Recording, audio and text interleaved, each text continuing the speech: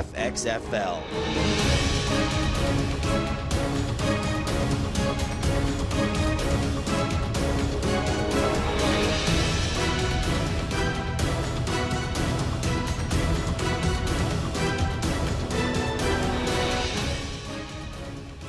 From Brooklyn, New York, it's FXFL football, presented by Nivea Men. Tonight, the Brooklyn Bolts play host to the Blacktips in front of what is expected to be the largest crowd of the league's inaugural season. And welcome to the field at MCU Park in Coney Island. I'm Stu Johnson alongside Sal Licata as the Bolts get set to host the Blacktips on a Friday night. So glad you could join us. The Bolts have gotten off to a great start in this 2014 season, winning their first 3 games.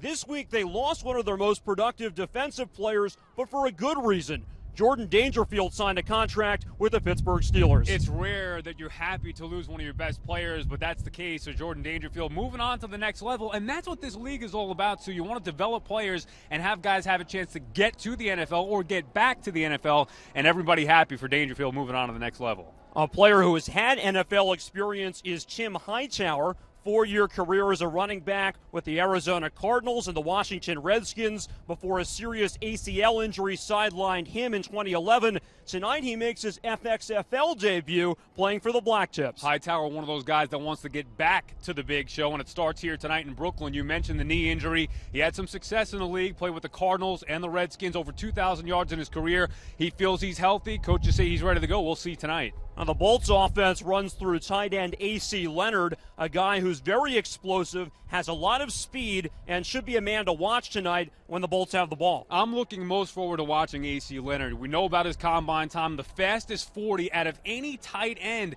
in the combine. That's a pretty big deal. You see the numbers he put up the first 2 games here. Only a couple catches last time out because teams have been focusing on him, but certainly has the skills to play at the next level. Starts here tonight in Brooklyn, too. Let's see if he can keep it going. It'll be the Bolts and the Blacktips, the final game in the 2014 season here at MCU Park. Come on back for all the action.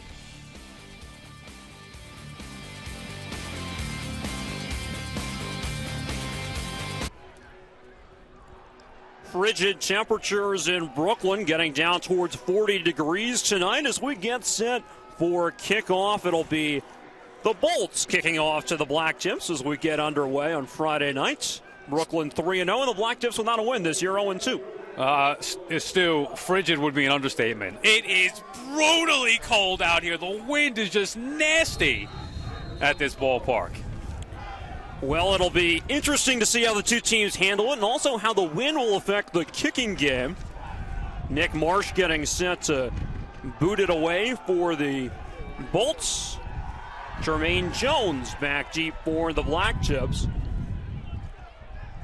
And it's Jones juggling the football at the 25, bouncing it to the outside and getting up towards the 35 before being wrestled down. That was Jordan Love on the tackle. And so the Blacktips will start tonight's game on offense. And jogging out to lead that offense is Casey Pahal, 6'5", 229-pound quarterback who played his college ball at TCU. Started for the Horned Frogs in 2013. We'll also get a look at David Legree tonight, another quarterback who the Blacktips will work into the rotation. He grew up here in Brooklyn. And all eyes on Tim Hightower, a running back who's standing to the left of Pahal here on first down. And early movement, and a flag comes out. Rough start right there. I hate to see the game start with a penalty.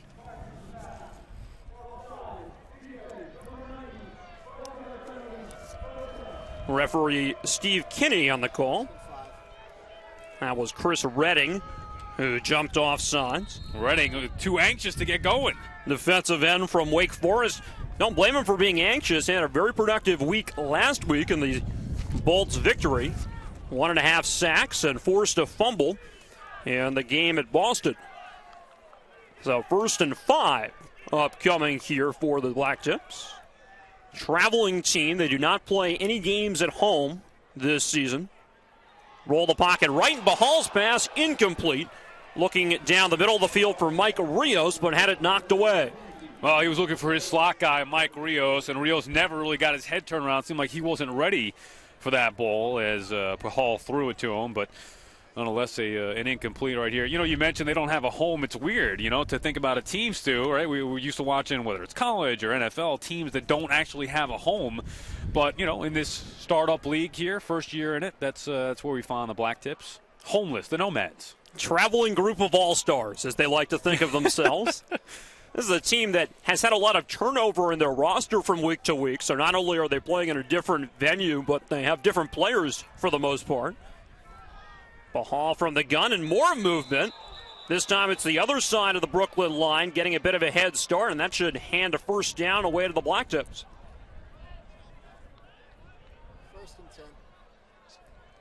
A little bit of trouble picking up Steve Kinney's mic here at MCU Park. But yeah, I think you said offsides on the defense. Let's roll with that, right? Looked like it. Oh, man, not the start that you want for Brooklyn here. 2 penalties and now giving the tips, we'll call them, the first down. And the Blacktips offense will probably run through Tim Hightower. We talked with head coach John Jenkins before the game. He said he didn't have a set number of carries he was looking to get Hightower. Said the game would determine how many touches he got, but the big key for Hightower is to prove that he's healthy. Show that NFL teams can trust him to withstand a whole season. Quick hitter to the left that time and not much doing. Big tackle made that time by the Bolts. Jordan Love, cornerback, blew that play up. Those little play fake to Hightower on this one you see right there. Oh, you know what? Can't complete that one. The big hit by a good number 28 right there. It's funny. You mentioned Hightower and trying to get him involved and all that stuff and how he needs to prove that he's healthy. Sometimes when you have a significant injury like that, you need to prove it to yourself. So more importantly than the NFL teams looking at him, we need to see if Hightower maybe starts believing in himself that knee is fully healthy and ready to go compete at the NFL level. Jeremy Kelly was the wide receiver who caught that last pass. Tight end, actually, from the University of Maine. There's the first touch for Hightower, and he accelerates through the middle, crossing midfield and getting to the Brooklyn 45 before Johnny Ballard brought him down. Looked pretty good right there. Showed some explosiveness and some good speed. You mentioned it. You talked to the coach before the game, and everybody seems to think that Hightower ready to go. That familiar look, Hightower with that long hair, the dreads coming out the back right there. Nice little run up the gut. And he's going to be the guy that they use to run in between the tackles against this Brooklyn defense. Hightower knows what it's like to come up against adversity. Wasn't invited to the 2008 Combine. Had a very good pro day in Richmond where he went to college. Ended up being taken in the 5th round and carving out a good NFL career. So it's 3rd and 2. Blacktips trying to extend the drive. And Pahal will toss this one to the near side, and it's complete to Mike Rios, who gets across the 40 and picks up a first down. Boy, and he got popped. He paid for that first down catch right there. Just so Glenn Stanley put a lick on him. Now, again, the reliable Mike Rios out of the slot making the first down catch right there. But, boy, he took a vicious hit.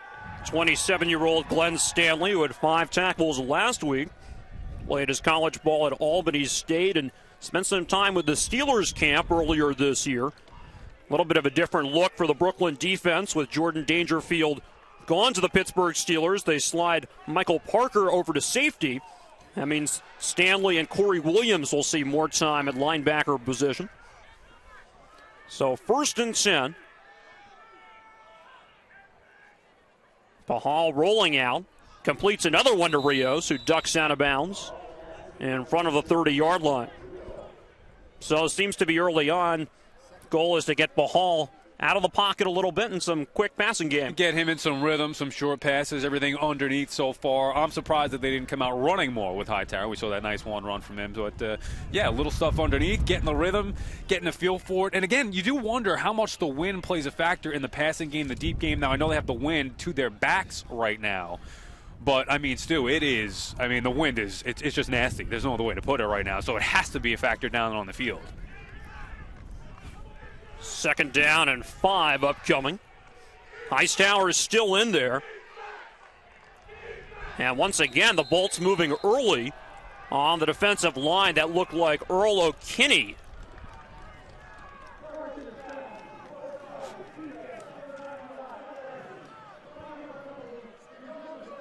And third one already. And you have to think that there's maybe some kind of – we can't really hear the cadence from Pahal, but you have to believe there's some kind of hard count or something like that going on. Have these guys already jump off 3 times on the first series. Might be part of the game plan, you never know. Blacktips coaching staff is handed a difficult task trying to work with almost an entirely new roster for each game, get to know their strengths and weaknesses, and then also game plan against the opponent. But this first drive is now inside the Brooklyn 30-yard line. Pahal under some pressure takes a shot to the end zone, and wide open to make the touchdown grab is Jeremy Kelly. The tight end gets the Blacktips on the board first. Boy, and that was not an easy throw to make for Pahal. You see it. Nice throw downfield, but you mentioned to be forced to get him outside of the pocket, rolling him around a little bit. And here he rolls out to his left. Now, he's a right-handed quarterback, clear you see there, sets his feet, throws a beautiful deep ball, as you mentioned, to the wide-open Jeremy Kelly for the touchdown. Nice throw by Pahal. 27-yard connection. And the Blacktips are on the board with a 6-0 advantage. Now they're supposed to be attempting an extra point. Ball is spotted at the 17-yard line for extra points in the FXFL, but they have no holder. So Pahal will have to go back out to the field to get ready to hold for John Strievsky. So don't celebrate too soon, buddy. You got to hold the ball. Get back over here. And it amounts to about a 35-yard kick on these extra points. And they have been anything but automatic. And this one is no good. All right, he drilled it. Beg your pardon. I thought that one missed a little bit wide to the left, but he just got it inside the upright. Had a Bolts player bearing down on him. Jordan Love nearly blocked that kick after a low snap. Yeah, bad snap as well. I don't know what was more impressive from Pahal, the touchdown throw or recovering that bad snap right there to make that good. You know, and I like that rule. We'll get into more of that later in the game here, of course. The Blacktips are able to march down the field and tally a touchdown in their first drive. It's Jeremy Kelly coming up with the big catch. And so, with the Tips ahead 7-0, the Bolts will get the ball next when we come back. This is the FXFL presented by Nivea Men. The Blacktips took the game's first drive down the field for 7 points. 10 plays, 64 yards in 4 minutes and 56 seconds. Drive capped off on a 27-yard touchdown pass from Casey Pahal to Jeremy Kelly, and looked like Pahal threw the ball pretty well in that initial series. He was impressive, accurate, efficient, a lot of it underneath until he threw that touchdown pass. I just like the play design as well, rolling him out to his left side, had time to get his feet set and make that touchdown throw. And again, great job holding the extra point. Pahal goes 4 for 5 for 41 yards on that scoring drive to start the game. And now it'll be John Strievsky who nailed that extra point, getting set to kick off with a help from a hold here with the wind gusting around. Ball knocked off the tee, so Matt Scott holding it. And it'll be returned by Michael Parker up back. Gets to the 35 before getting wrestled down. And that's where the Bolts offense will start the game. And the Bolts, we know they go a rotation of the 2 quarterbacks. Usually it's 2 series in a row for either Corey Robinson or, of course, Colton Browning. Looking forward to see Colton Browning getting in there, too. He reminds me a little bit of, what's that movie, The Replacements? Shane Falco? Uh-huh. Little lefty, could run a little bit, kind of had that ability. There he is. Yeah, you'll get your wish. Browning will start the game at quarterback. Had a productive week last week against Boston on Halloween, went 8 of 12 in that game. And he'll hand the ball off to Kareem Huggins, and the back churns forward, gets across the 40-yard line, and a nice first down run for the 28-year-old vet who just a few years ago was backing up Cadillac Williams in Tampa Bay. Boy, it's weird to hear you say 28-year-old vet, but that is true of Kareem Huggins. A local guy, too. We're here out in Brooklyn. Huggins played his college ball at Hofstra out on Long Island, was with the Jets most recently in his NFL experience, so Huggins a familiar name here locally as well. Grew up in Irvington, New Jersey, and still lives in East Orange. Had an 8-yard run there on first down. I'll go right back to him. Not much there this time. He's bottled up in the backfield and dropped. Nice penetration from the defensive tackle, Ali Agbu. blew that play up and loss of yards for the Bolts. You know, we were talking about it before the game, too. Brooklyn could run the football, and we knew that Tips defense was going to have to come up with some creative ways. They're just not as strong on defense. But right there, blowing through that offensive line. Looked a little bit like a broken play. Wasn't sure which offensive line was supposed to be blocking right there, but none of them did. And the Blacktips coaching staff said before the game, we're a little bit undersized on the defensive line, but we're very fast, very athletic group. That time they used some speed and a dynamic defensive tackle in Ali Agbu to get in the backfield and make the stop.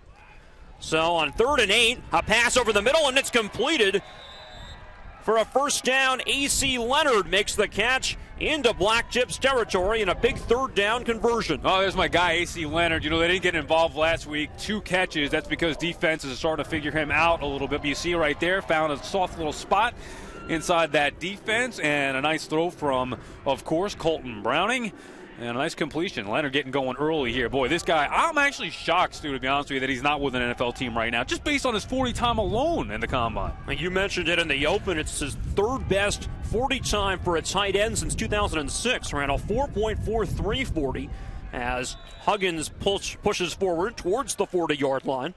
And another nice first down run. That was a 17-yard completion to Leonard. Well, you're seeing why Brooklyn's so successful here. They can run the football. And, you know, Huggins right through the gut that time of this defense. Keeps those legs moving. Nice little solid run. But off of that big play through the air, they run the football a little bit more. So Bolts coach John Bach has been effusive in praising his running backs. Both Kareem Huggins and Mario Fannin are older backs with experience playing in big games. And he said they've helped us win on first down, which we've seen on this drive. And they've also set a very positive example for some of these other players. Screen to Leonard, and he gets towards the first down marker before getting submarined inside the 40-yard line. And a heavy dose of Huggins and Leonard to start the game. Leonard comes up a little hobbled on that play right there, but you know the defense is focused on him, so you have to find creative ways to get him the ball. Little screen right here after the fake handoff, and try to see where he got hit a little bit low right there. Came up hobbled. Leonard, a big, strong, fast kid. That was Donnie Fletcher who knocked him down, and Fletcher was involved on that tackle. There was another player for the Blacktips who also contributed, I think, towards the end, and that player is still down on the far side of the field. Trying to get a look at who that is, but Blacktips are taking a look and crouched down around their teammate. Leonard has been a guy who, as he picked up another first down there, has performed very well here at MCU Park. His last game at home had a really explosive performance. 4 catches for 108 yards against Omaha 2 weeks ago. And that's what you expect to see. And I think that, of course, the Bolts want to make him a featured guy in this offense with his skill set. But again, you know, defenses start to figure out, and you know they're going to go there, so they double coverage, whatever. They come up with their different schemes to try to take him out of the game. So then you have to counter that and find creative ways to get him the ball. And I'm sure that the Bolts are going to do just that tonight, coming off of his 2-catch performance last time out. Last week, a lot of attention paid to both Leonard and Kevin Elliott by the Boston Brawlers. The result of that was that Deontay Spencer had a breakout game. So far today, we've seen Leonard catch a couple passes. Browning under pressure, scrambling to his left, throws back to the near side, and he completes that one to Foster. TJ Foster, the 23-year-old out of Southeast Missouri, picking up some yards. And you know what you love about this play is the mobility of Colton Browning. That's what we talked about a little bit. I was excited to see right here. Nothing doing. Okay, nothing doing. Move out to his left. Easy to make that throw for a lefty, obviously. Rolling to his left, found his open receiver, and makes the play. Now, he's not a guy who looks to run first, but he's not afraid to run if need be, too. So defenses obviously have to be aware of that. 7-yard pickup under duress. Browning started the game nicely. Played his college football at Louisiana Monroe. 4-year starter there. Hands that one off to Huggins, and he's got a first down inside the 25. Huggins, a tough running back, not afraid of contact. He's had his share of injuries in the past. Talk about some Hightower's knee issues, and Huggins has had an ACL surgery as well, but he runs hard. Yeah, and still showing some explosive speed. A little patience right there, and then boom, the ability to cut a little bit, get upfield.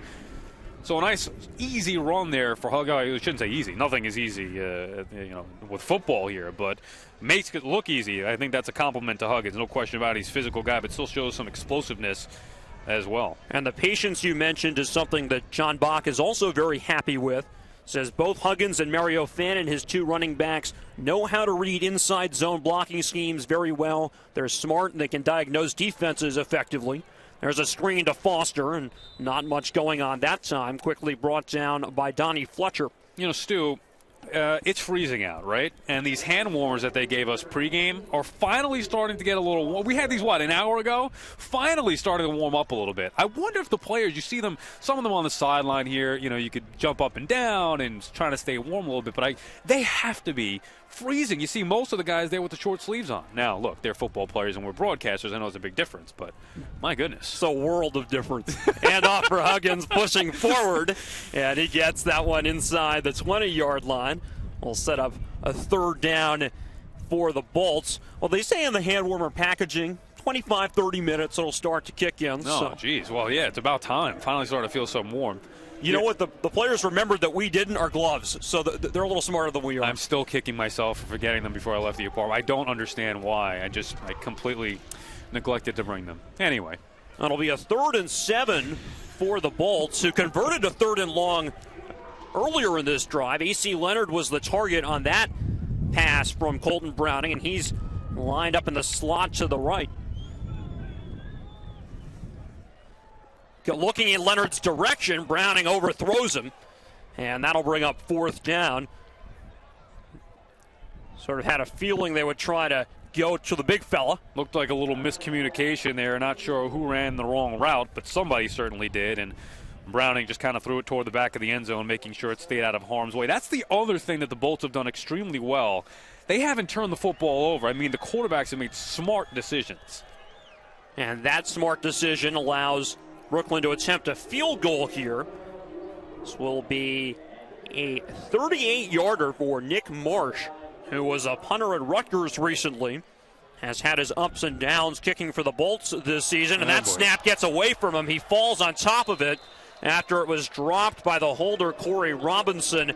Snapping and the kicking game have both been problematic for Brooklyn, and it may have just cost them 3 points right there. Well, they have no confidence in the kicking game, and you saw why right there. Now, it's hard enough if you do get a good snap down and you do get a good kick up to kick through this win, but right there, I mean, they're defeated before they even get a chance to kick it up into the air. Just a bad snap, and obviously could not get it down, and the kicking troubles continue for the Bolts. Remarkable. They're just going to have, They're just going to have to continue going for it. Can't keep trying to kick field goals when you're having that many problems consistently.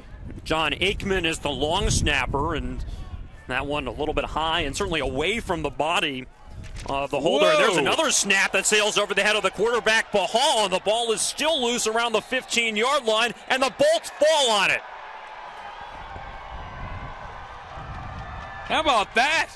What the heck was that? Snapping. We saw that one just right up into the air, it seems, and the Bolts able to take advantage of the poor snap now from the tips. Well, that wasn't even a long snap, just Bahal in the shotgun, and Dallas Lee, the center, must have had that one to slip off his fingertips. There's also a flag down right now, so we get another look. You can't even see it come out right there, but boy, that thing was about 5-6 feet over Bahal's head. I think the Bolts player who fell on top of the football was linebacker Glenn Stanley. And that'll give Brooklyn a good shot to make up for the missed field goal attempt. On the ball right around the 15-yard line. As we wait for the officials to sort out the flag. Four down territory now for the Bolts here, right? No chance of kicking a field goal anymore after what we saw before. Fortunate enough to get it back, and now I'd be shocked if they weren't going for it all. Steve Kinney calling a personal foul against the Blacktips. That'll be half the distance to the goal, I would imagine. So even better field position for Brooklyn. In fact, they'll be set up with goal to go, I believe. So we wait for the umpire to spot the ball. Looks like it'll be inside the 10-yard line. So The Bolts, who, as you mentioned, had not turned the ball over, had not hurt themselves through throwing interceptions or fumbles, now may have a chance to capitalize on an unforced error for the Blacktips. You know, that's how you win football games. I mean, it sounds simple sometimes. You can sit there and break down all the X's and O's and the players and this and that. Sometimes it comes down to not making mistakes and taking advantage of the other team's mistakes. Well, Brooklyn will have a chance to do just that as Colton Browning runs that one in for a touchdown. Now, we said before, he doesn't love to run. He's not afraid of it, though. But here, a designed run as they rolled him out to his left after the fake handoff. Everybody going right, and Browning had an easy run into the touchdown. As we take another look at it right here. I like watching him play, the running quarterback. There you go, fake handoff. Everybody going one way. He comes back the other. Got his one block that he needs. Finds the end zone with ease, and the Bolts are on the board. Browning had a rushing touchdown in the last game at MCU Park on the 24th of October against Omaha. And the Bolts are going to go for 2 here instead of trying to attempt the extra point. Of course. Why not? And Browning drops that snap, so it's loose on the ground, and the conversion will be unsuccessful. Well, the long snap not working out, but the snap from the shotgun doesn't look like a sure thing either tonight. Yeah, snapping has been a major issue so far. 7-6, the Blacktips have the lead. We'll be back with more in just a moment.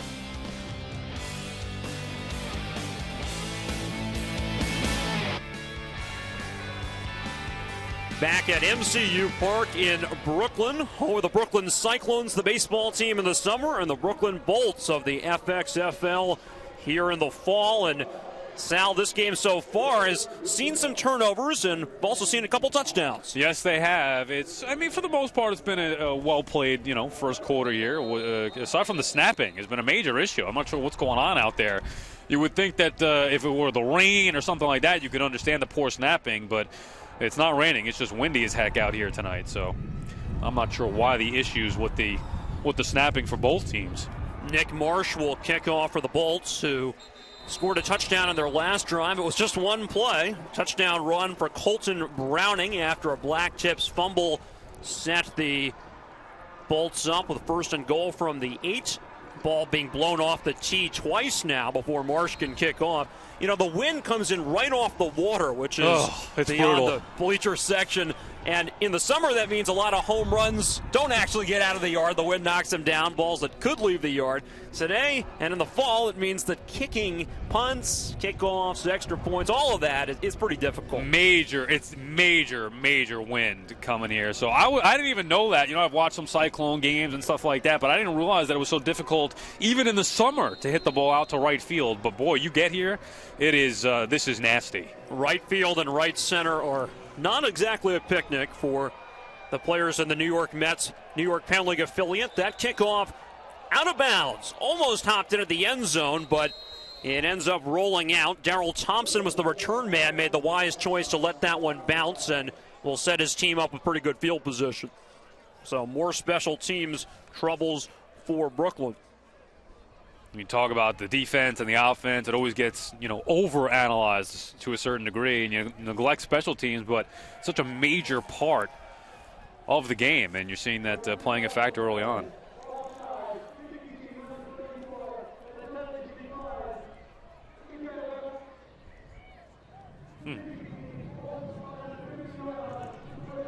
So not only did the Bolts kick the ball out of bounds, they were also offsides on the kickoff, and Blacktips will elect to take the football following the kick out of bounds. So instead of re-kicking from 5 yards further back, they'll just spot the football at the 35, or the 40, I should say. Or now they're moving it further. I'm not sure if the umpire knows exactly where he's expected to spot the football. Standing currently at midfield. It's not only a developmental league for the players, it's also for the referees as well. NFL looking down at some of these guys, if they can make it to the NFL. Really doing some research, too, before the game and trying to figure out this league and these two teams and doing some prep work. Fascinating league. It really is a fascinating idea. And, to have an outlet to where these guys can, try to refine their game and get to the next level, even for the refs, as we just mentioned. I think it's great for everybody. All the referees in the NBA come through the D-League now. And if there's a system like that for the NBA and a minor league baseball system. Makes a lot of sense that the NFL would want something like that as well. Bahal hit as he throws but completes it, and he's going to pick up some major yardage. That's Thompson taking the football down to the 32. Nice catch and run for the speedy 5'8" wideout out of Brockport. Pahal had some time to throw. You mentioned, though, it looked like the ball got tipped as he went back to throw a little bit, but he did get hit. Yeah, it did get tipped at the line of scrimmage. But the one thing you saw on that from Darrell Thompson was the one note that we had circled and highlighted coming into the game: speed. I mean, number 11 has speed, and he was fast right there. Ball got tipped at the line. He was able to concentrate, bring it in, and make a play up the field with his speed, and now a little banged up. Maybe a cramp. He's being worked on the sideline. Thompson played his most recent football in the CFL. He's played for both Toronto and Montreal. Guy who can really run, saw some of that elusive ability on that last play. Bahal will shovel that one inside for Hightower, and he can't hang on. First time we've seen Hightower used in that manner. It's interesting because in the NFL he was very much a between the tackles runner from a single back or an I formation, and here he's working in an offense that has been out of the shotgun. Yeah, you see he kind of had his head upfield already. He may be a little too anxious, wanted to get that football, saw some space, and he turned upfield, which is why he dropped the little shovel pass right there from Bahal. But yeah, I'm excited to watch Tim Hightower and see what he's going to do. He always frustrated me as a fantasy football owner. Remember that? Tim Hightower, a guy who performed well in the NFL, maybe not quite to expectations. We'll continue to watch how he does in the FXFL. 7-6, the Blacktips on top. We'll be back in a moment.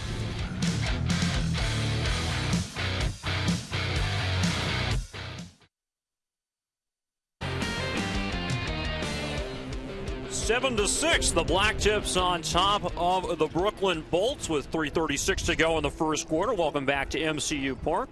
I'm Stu Johnson alongside Sal Licata. Nice little crowd here. I mean, especially with the wind the way it is. Bolts expecting better than 4,000 folks in the yard tonight for this one, their final home game in this inaugural FXFL season. That's Tim Hightower taking the handoff, picking his way off the left side, and dropped at the 30-yard line. Only the second rushing attempt tonight for the Tips, and I think that just goes back to they don't think that they could run the football against this big Bolts defense. Bahal, you see with the handoff to Hightower, those dreads moving as he tries to cut and get outside, just nowhere to run, as this Bolts run defense is pretty solid. So the Tips obviously having some success through the air. They're going to continue throwing the football, I would think, if that's what's been working for him. Stephon Robertson had the stop. Only a gain of a couple yards for Hightower, so 3rd down and 8. Blacktips have thrown the ball 7 times. Sal, you mentioned only 2 rushes so far. Nice game to this point for Casey Bahal, the quarterback, 5 of 7. Bolts brings some pressure. Bahal hit as he throws and completes that one to the near sideline to Kelly. He's going to be short of the first down by several yards, and it'll bring up a 4th down, and I would imagine the Blacktips will go for it here. Bahal is impressive because he's so patient and confident surveying the field. Knew he was going to take a little bit of a hit right there. Still got rid of it. Was able to complete the pass. That was Everett Thompson getting the hit on the quarterback. 24-year-old from the University of Washington. 4th down and 3, and you see the offense on the field, so the Blacktips are going to try to go for it, and for all the special teams issues we've seen, not a surprise. Papers blowing all over the place. You can't kick with the wind. You have to go for it. Certainly not from this distance. Bahal with 3 receivers to his left and 1 to his right. Bolts with 4 down linemen on 4th down and 3. And he's going to fake a give to Hightower, sling it to the left, and the ball plucked off the turf and caught by Rios, who gets the first down. He had just enough air on that for Rios to reach down and pluck it away before it bounced. Yeah, and Bahal, this time you mentioned the fake handoff. It was a little bit of a low throw, and just a tremendous job by Rios. I don't know if the wind knocked it down or what, but Rios was able to come back up, scoop that baby off the ground before it touched the ground, and able to get upfield for the first down. And Darrell Thompson earlier in the game made a really nice catch where he came back for a ball that was a little underthrown, maybe knocked down by the wind. And Rios did the same thing there to get the yardage for the first down. Most of that for Rios now. He's got about 5 catches already in the first quarter. I mean, he has been the main target for Pahal. Rios is bunched to the near side and closest to the quarterback Pahal in this set as the Blacktips enter the red zone. Play action, and this one incomplete. Good coverage that time. The Bolts seem to smell that play as it developed. Pahal took the Blacktips down the field for a touchdown on their first drive. 27-yard pass to Jeremy Kelly. Bolts would answer a little bit later on a touchdown run from their quarterback, Colton Browning. Oh, Raspberry on his elbow there. He's been taking some hits, been popped a couple of times when releasing the football. He's really stood in there, though. Big, strong kid, 6'5", 229. And he's had an impressive first quarter.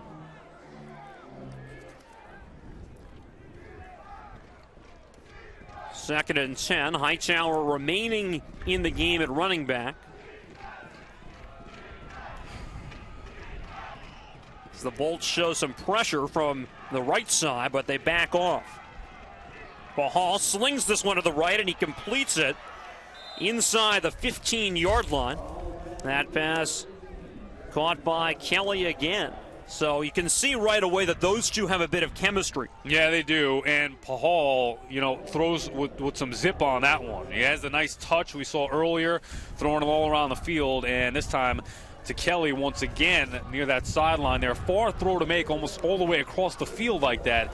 Put a little extra oomph into it, and it worked out for the Tips. Well, it'll set up a big third down coming up when we start the second quarter. It'll be a 3rd and 3 for the Blacktips when we come back to MCU Park. It's been a good one so far in the final home game in the 2014 season for the Brooklyn Bolts. They trail the Blacktips 7-6. This is the FXFL presented by Nivea Men.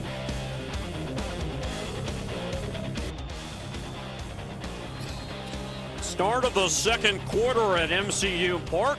Blacktips 7, Brooklyn Bolts 6, and a big 3rd down and 3 coming up for the Blacktips. Pahal throws that one to the right, and he's got another first down with a completion to Mike Rios, his 4th catch of the game, and he's come up big. Feels like he has 14 catches. 4. I mean, Rios has been all over the field. I was getting Kelly involved as well as Pahal, but my goodness, Rios has been his go-to guy. And let's see what he does here on 3rd down. He's got the first down there on the 3rd down conversion. Pahal is 9 for 12 so far, approaching 100 yards passing, and he's got a touchdown throw as well. It'll be 1st and goal from the 7-yard line for the Blacktips. And that snap was put into play before Pahal was ready for it. He races back to pick it up past the 25-yard line. They've already turned it over once, and Pahal appears to have injured himself, maybe his elbow, trying to recover that ball after it was snapped 20 yards behind him.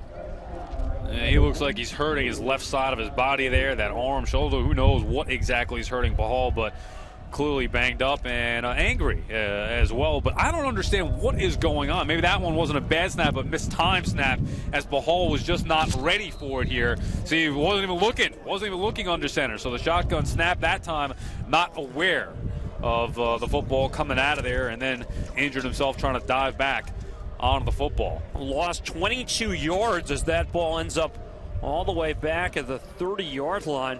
Looks like he's going to try to stay in. He ran over to the sideline, maybe to get patched up a little bit, maybe to talk to his coaching staff, and I believe he's trying to re-enter the game and being told by one of the officials here on the near side that he cannot unless the Blacktips take a timeout. Perhaps that was an injury-related timeout. Now the officials are going to get together and talk about whether or not Pahal can re-enter.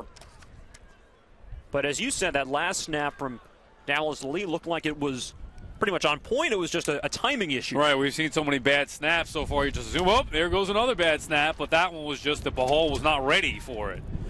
So he was, whether it was off count or what, he was looking out to his left and then had to go chase it down. That's where you get into trouble right there. It didn't really look like anybody fell on him hard. He just kind of hit the turf hard. Well, it did well to recover it. In the prior fumble, the Blacktips couldn't jump on the football, and it set up the Bolts with 1st and goal. This time, at least, his team will have a chance to extend the drive and maybe put some points on the board. Blacktips were just charged with a timeout, so Bahal is on the sideline. I believe he has to sit out at least one play because he came out for an injury. So in comes David Legree, who grew up in Brooklyn, played his high school football here. A hometown boy. Said he has about 30 family and friends in the stands tonight who he had to get tickets for in the last couple of days. But he's excited to do it, and he's excited to play football again in the borough. Went to Syracuse for a time, but transferred to Hampton, and that's where he played his college football. 10th play of the drive. It'll be 2nd and goal, but from the 30-yard line.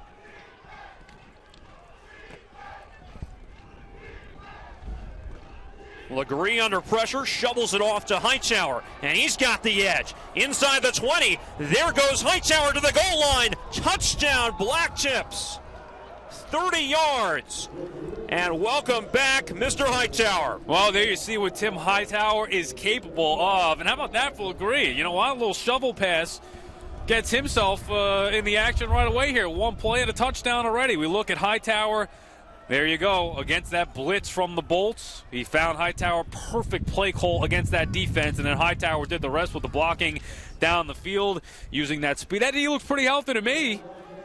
Well, there are not a lot of plays for 2nd and goal from the 30, but that time it looked like the offensive line blocked that one up well. The Bolts were in the backfield not anticipating the shovel pass, and they'd ran that once before for Hightower. He wasn't able to bring it in, and this time, not only does he receive it, but he takes it 30 yards to the house. Perfect play call in that situation, so you have to give the Tips credit. And then obviously the execution. And again, I don't think you could underestimate, just because it was a shovel pass for Legree. I mean, still to be able to go in the game at that point, be prepared, flip that thing accurate to Hightower. Once again, the Blacktips don't have a holder. This happened after their first touchdown, and they were able finally to get Bahal out there to get the hold down. This time it's Legree who has to sprint in from the sideline and try to hold for the extra point attempt. This is John Strievsky, who made the first, and more snapping issues, ball on the ground. Officials have not yet blown the play dead, but eventually it is the Blacktips who fall on the ball, so no extra point attempt even made. But after one bad snap, Blacktips able to capitalize. 30-yard shovel pass to Tim Hightower, and the former NFL standout took it to the house. Chips 13 and Bolts 6 here in the second quarter.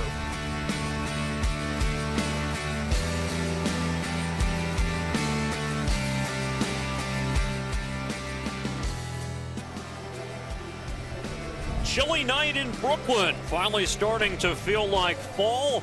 Blacktips lead the Bolts 13-6. Fall? This feels like Iceland. I mean, I've never been there before, but my goodness, it is, Stu, come on, it's brutal. It is brutal.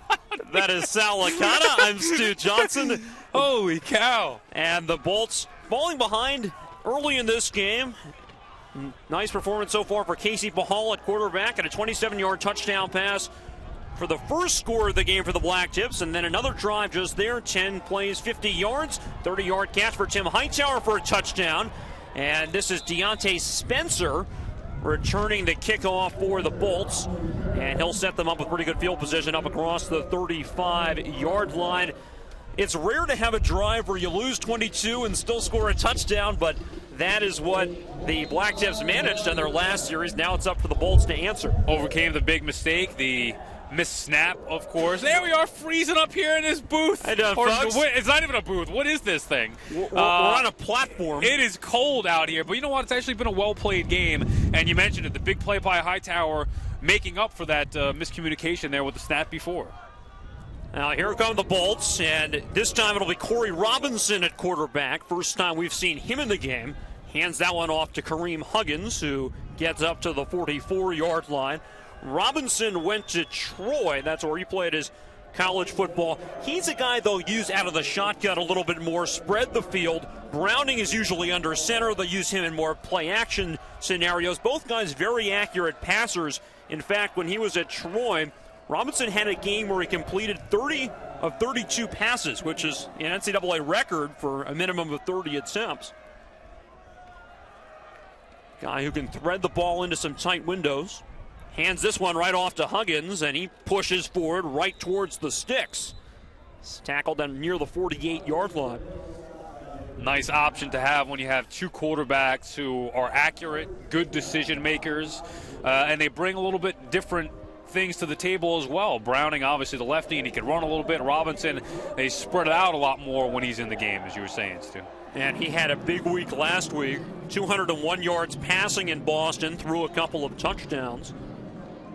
Guy he connected with a lot a week ago was Deontay Spencer, number 11. So we'll have to keep an eye on that when Spencer enters. That was enough for a first down on that run. So Huggins getting it done on the first two carries of the drive. This one slung to the left, and it bounced incomplete. That pass a little bit low.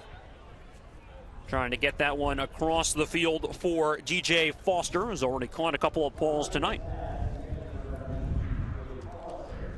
Interesting to see the two quarterbacks. See Robinson trying to get back in the game. Kind of the ball never came out of his hand the right way on that one. Didn't have a good grip. Wasn't a good spiral, and felt incomplete. Well, you mentioned the weather. I would think tonight sitting on the sideline as a quarterback trying to stay loose, waiting for your series to come in would be a little hard. In general, it's hard to be in a rotation, you would think, at quarterback. In particular on a night like this where it's so cold. Second down and 10. And right back to Huggins, who gets across midfield into Blacktips territory before being tackled. Brought down by Raymond White, outside linebacker who played his college ball at Towson University. Got a number of Towson players in tonight's game. The Bolts at corner have Jordan Love. He was a teammate of White. And then we mentioned Jordan Dangerfield, who was signed from the Bolts roster onto the Pittsburgh Steelers practice squad this past week. He was also a Towson Tiger, program that went to the FCS championship game last year. I think that's the thing you love about this league. 3rd and 8, and a gadget play, a pitch back from Huggins for Spencer, bounces to the turf, and Deontay Spencer just has to fall on top of it. Bolts trying to get creative on 3rd and long, and they nearly turned it over. Yeah, those plays always dangerous, but again, trying to make something happen here to answer back for the Tips touchdown. And you could see that something was off with it as Huggins took the handoff a little too late, had a defender in his face. It was ill-timed as Spencer was way out in front of Huggins on that one. Huggins had to get the ball earlier and flip that as Spencer would be coming around, but Spencer was way out in front, so play never got underway there. Snap a little bit to the side of Nick Martian. His punt is blocked. Loose on the ground. It's picked up by Michael Parker, who's brought down promptly. That was the tight end, Jeremy Kelly, who also plays special teams. He got his hands up and blocked the punt. He's having himself a heck of a night so far. The Tips are playing really well. This is a team that's winless on the year. I know they're rotating a bunch of guys, but Brooklyn, undefeated 3-0, and all of a sudden the Tips doing all the things here tonight to have the lead in this game, as you see, getting the hand out there, using his size and length. Well, the Blacktips coaching staff coming into this game were very confident. They said this group that we have here for this 3rd game of our season is a team that's very athletic. They were impressed with how they practiced. They felt like they could compete in this game, no doubt, despite being winless and facing a team that has not yet lost. So far in the first half, they've answered the call. Very difficult to be able to put together basically a half of a roster of guys for the first time play a game, but you're right, they were happy with it so far. They have to be happy with the results.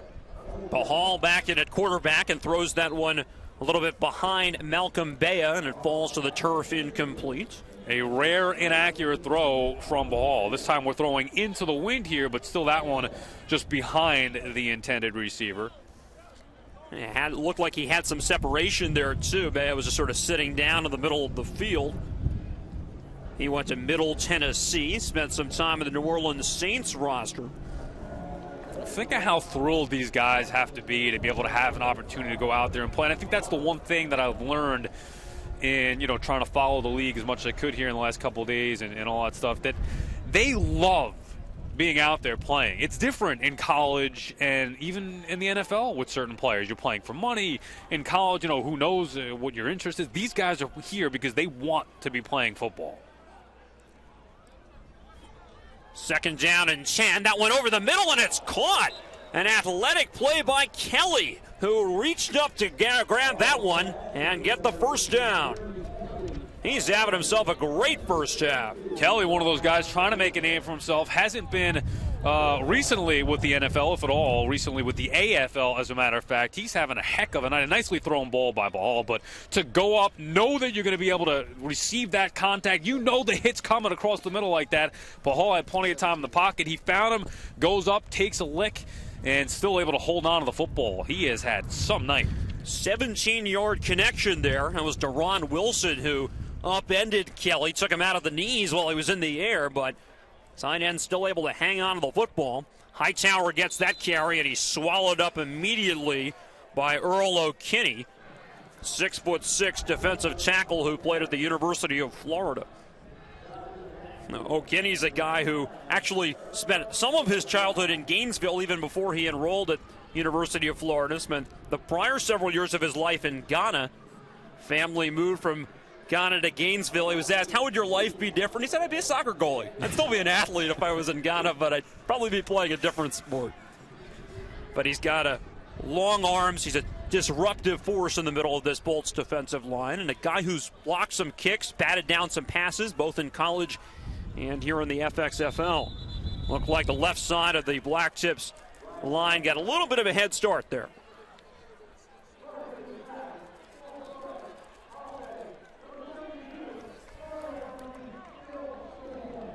That was Darius Morris, the left tackle, who moved early.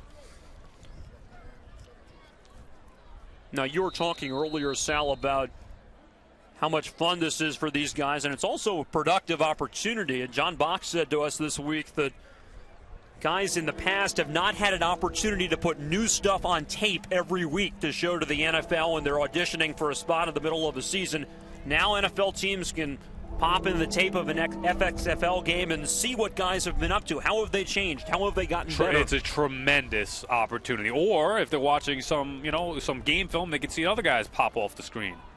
Second down and 19, and Bahal, who's had a good first half, rolling out, eluding pressure, finding Kelly over the middle of the field, and he's inside the 20-yard line. And that's been the story of the first half. Bahal extending plays and finding number 18. Man, Kelly's been tremendous. Boy, he looks like a tight end there. He's, maybe not as heavy or as bulky as a normal tight end will look in the NFL, but Bahal, again, showing some mobility there, moving up out of the pocket, and Kelly just finding that spot in the defense. And he's been sure-handed, and I think that's the thing that you love the most out of Kelly so far. Good size with 6'6", 230. Normal tight ends in the NFL, a little bit more bulk than Kelly has, but he's certainly a physical specimen out there, making all the catches and plays tonight. Guy who's been a very good receiver, both in college and then when he's been given chances to play in the Arena Football League. That is his sixth catch for 67 yards in the first half. We came into the night talking about one tight end, AC Leonard, for the Bolts, but it's been Kelly who's stolen the show so far. Great point. Third down and 6.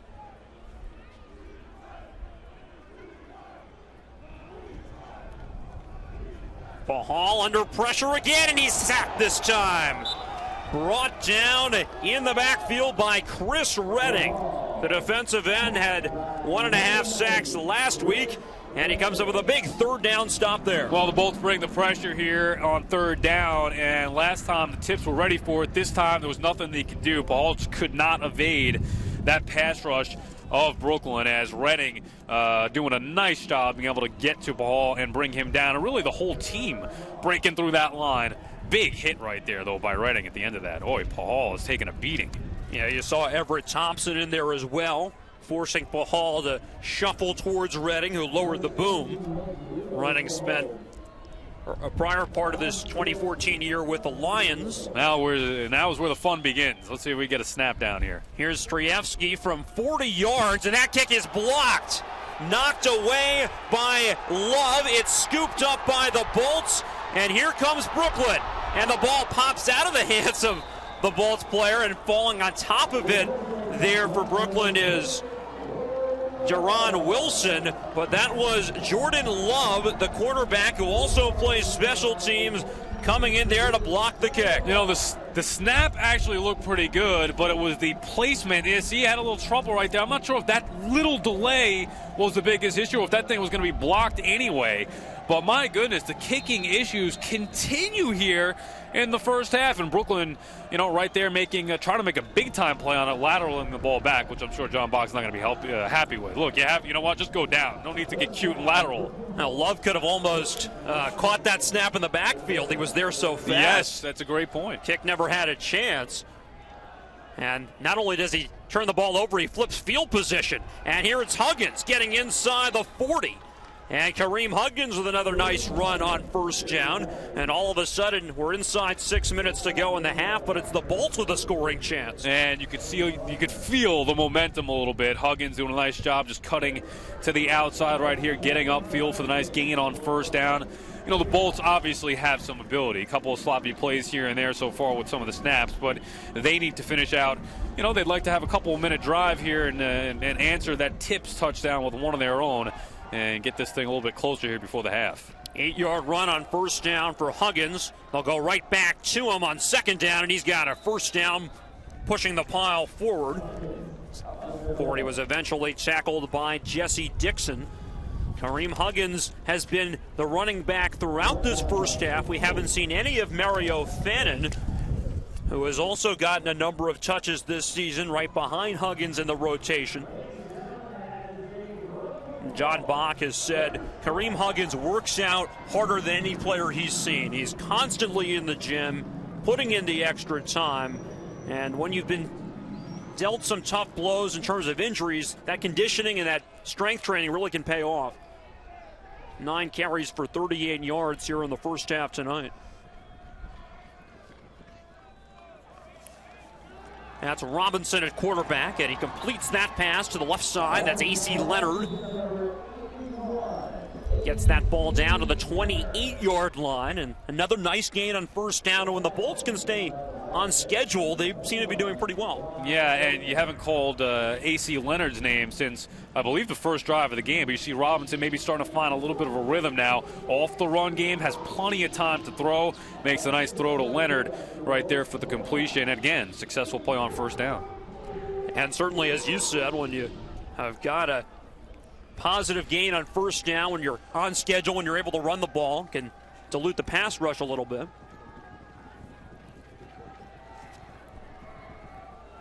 So it'll be second down and 2. And a handoff there to Huggins. Spins towards the line of scrimmage. Doesn't get much further than that.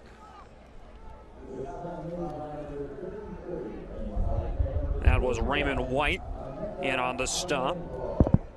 Also got some help from Emeka Onyenekwu, the defensive lineman, number 41.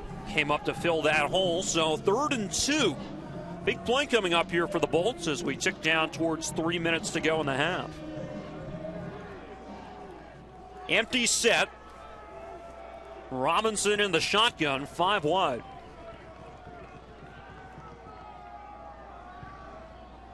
And he's going to keep it up the middle with a big hole. Robinson towards the 20. He's got the first down, and he's inside the 20-yard line. Well, a nice call from the Bolts offensive coordinator right there. As you see, the designed quarterback draw for Corey Robinson. Defense wasn't expecting it all. He's not the runner of the two, but obviously has some mobility, and he just took off upfield, had nothing but grass in front of him for an easy 3rd down conversion. Running to the right side behind Mike Golick, the center, and Will Simmons, the right guard, who got into the second level to finish that block. Golick, the son of the ESPN commentator and NFL vet. Now, Mike Golick Sr. wasn't actually drafted until the 10th round in 1985 before going on to have a stellar NFL career. So he knows the importance of getting that extra chance, getting a chance to prove yourself playing every day. 1st and 10, and under pressure, Robinson is dragged down in the backfield and sacked. That one never had a chance. That's Ali Agbu, the defensive tackle from Penn State, who came in there to make the sack. And as we roll to the 2-minute warning, the Bolts have a little bit of momentum getting inside the red zone. Ali Agbu tries to snap that one away. Certainly an exciting first half of football. Bolts trail by 7, looking to answer in the final 2 minutes of the second quarter. That's the parachute jump, part of the beautiful scene at Coney Island. So many landmarks, so many historic parts of this great part of Brooklyn. 2nd and 15, taking a shot for the end zone is Robinson, and it's incomplete. A little bit too much air under that one, as he was looking for A.C. Leonard in the end zone. He may be happy that that ball was underthrown, threw it into double coverage. Robinson never got enough on it, and again, with the wind, who knows, he throws that one up for grabs right there, but Leonard had double coverage on him, well, like really one-on-one, but the safety coming over the top of him, in fact, but the ball was underthrown nonetheless. Now 3rd down and 15. Bolts faced a 3rd down a few moments ago and ran it for a first down with Robinson out of the shotgun, but on 3rd and 15, probably a spot where you're going to look to throw, and maybe 4-down territory given some of the special team struggles and the difficult weather to kick in tonight. Robinson changing the play call, shouting out instructions to his receivers. He's flushed out of the pocket, checks it down to Huggins, and Kareem Huggins stood up and dropped promptly, and the Bolts will be faced with a 4th down. Nice tackle by Devon Morgan. That's a heck of a play from Morgan, the former Hokie, as he came up to make that tackle on Huggins, a tough guy to take down in open space, and a nice job right there, of course, by Robinson getting rid of the football, getting into one of his playmakers, Huggins, but my goodness, nice tackle in the open field by the former Vatech Hokie. Well, on 4th down, the Bolts are going to go for it. Ball spotted at the 24-yard line, clock ticking inside a minute 10 to go in the first half. And this one will be about 4th and 15. Bolts can get a first down at around the 10-yard line. Robinson with some time to throw. Steps up, throws incomplete. Dropped by Huggins. Would have probably been brought down short of the marker anyway. And Brooklyn turns it over on downs. And now the question becomes, do the Tips want to be aggressive here before the half? Or are they satisfied with the 7-point lead into the wind and just take a knee and get this thing to halftime? Given the number of turnovers we've seen, what do you think, Sal? I think they should be conservative, be happy they played a solid first half so far. They have the lead. Why mess around here when bad things can happen? The one thing you'll say for Casey Pahal is you see him joining the huddle here is he's had an ability to extend plays and find guys downfield, but if it's as difficult to kick a field goal as we've seen so far tonight, you'd really be playing for 7 points, and then you got to go almost 75 yards and not much time at all. And they're out of the shotgun. It looks like they're going to try to move the football. They've got a couple of timeouts. Pahal fires down the seam and completes it to Mike Rios near the 40-yard line. That'll be a first down and a gain of almost 15 yards. Pahal has been impressive. Tough son of a gun. I mean, we know he's accurate. He can make some of the throws, but boy, he has taken a beating tonight. He goes back out there and does a nice job completing that pass. Now it looks like we get a timeout from the Tips here. Trying to call a timeout with the refs. I don't know what they were doing. Yeah, you got to call that one right away. It's NFL rules, so the 2-minute warning and the clock will not stop on first downs. Got to get that called right away. See the fake handoff and then the completion. I guess the Bolts a little caught off guard as well. So all of a sudden, the Blacktips have the ball at the 40-yard line, trying to put some more points on the board before the end of the first half. We'll be back in just a moment. This is the FXFL presented by Nivea Men.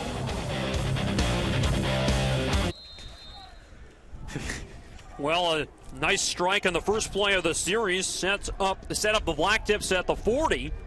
First and 10 for Casey Pahal and company. Quarterback under some pressure, tries a screen to Heitzauer, and he can't hang on. Had the ball for a moment, had it knocked out of his hands by Corey Williams, the linebacker.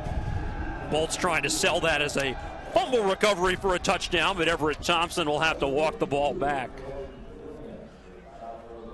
You appreciate the Tips' aggressiveness, trying to put some points on the board here before the half, but boy, you always get the feel you're playing with fire a little bit, and fortunate right there that maybe unfortunate that the ball was incomplete, but still fortunate that nothing bad happened with it.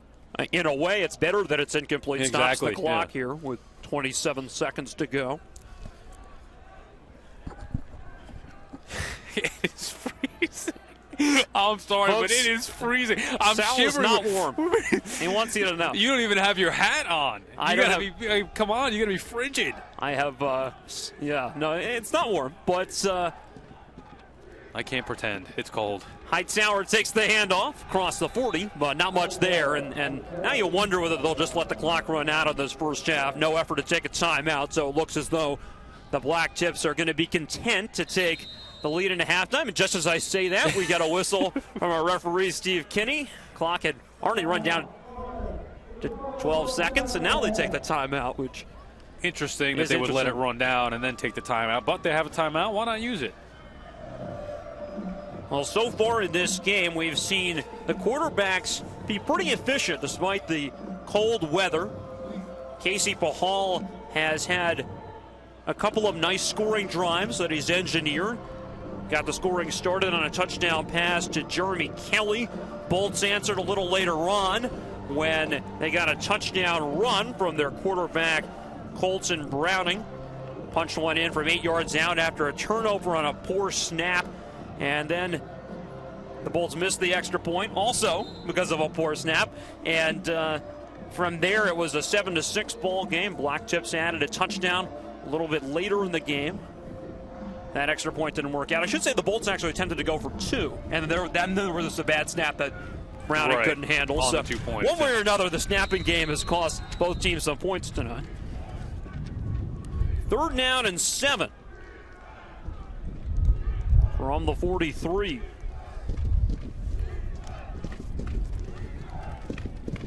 Pahal is just going to hand this one off.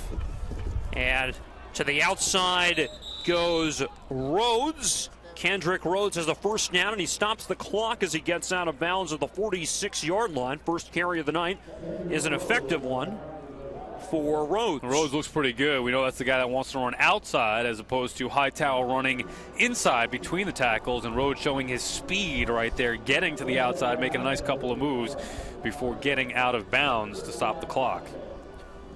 Now, here's the thing. You're not going to attempt a field goal, so you'd have to believe that this is going to, in fact, be the final play of the first half, and I mean that they're going to take some kind of shot at the end zone here. Well, with 4.5 seconds left, no timeouts, it's not a lot of other options. So I guess you want Pahal to extend the play, run around, wait for somebody to get to the end zone and chuck it up there. 46-yard line is where the ball is spotted. Hightower re-enters the game. Should be the final play of the first half. Pahal, fastball over the middle, and it bounces incomplete. Threw that one well behind Mike Rios. And the teams are heading off towards the locker rooms, and that'll be the end of the first half. So the Tips able to get the ball across midfield, but unable to add any points. The Blacktips 0-2 entering action tonight, taking on a Bolts team that has not yet lost, but the first half has belonged to the traveling squad. Blacktips 13 and the Bolts 6. We'll be back in a moment with more halftime coverage here from MCU Park. This is the FXFL presented by Nivea Men.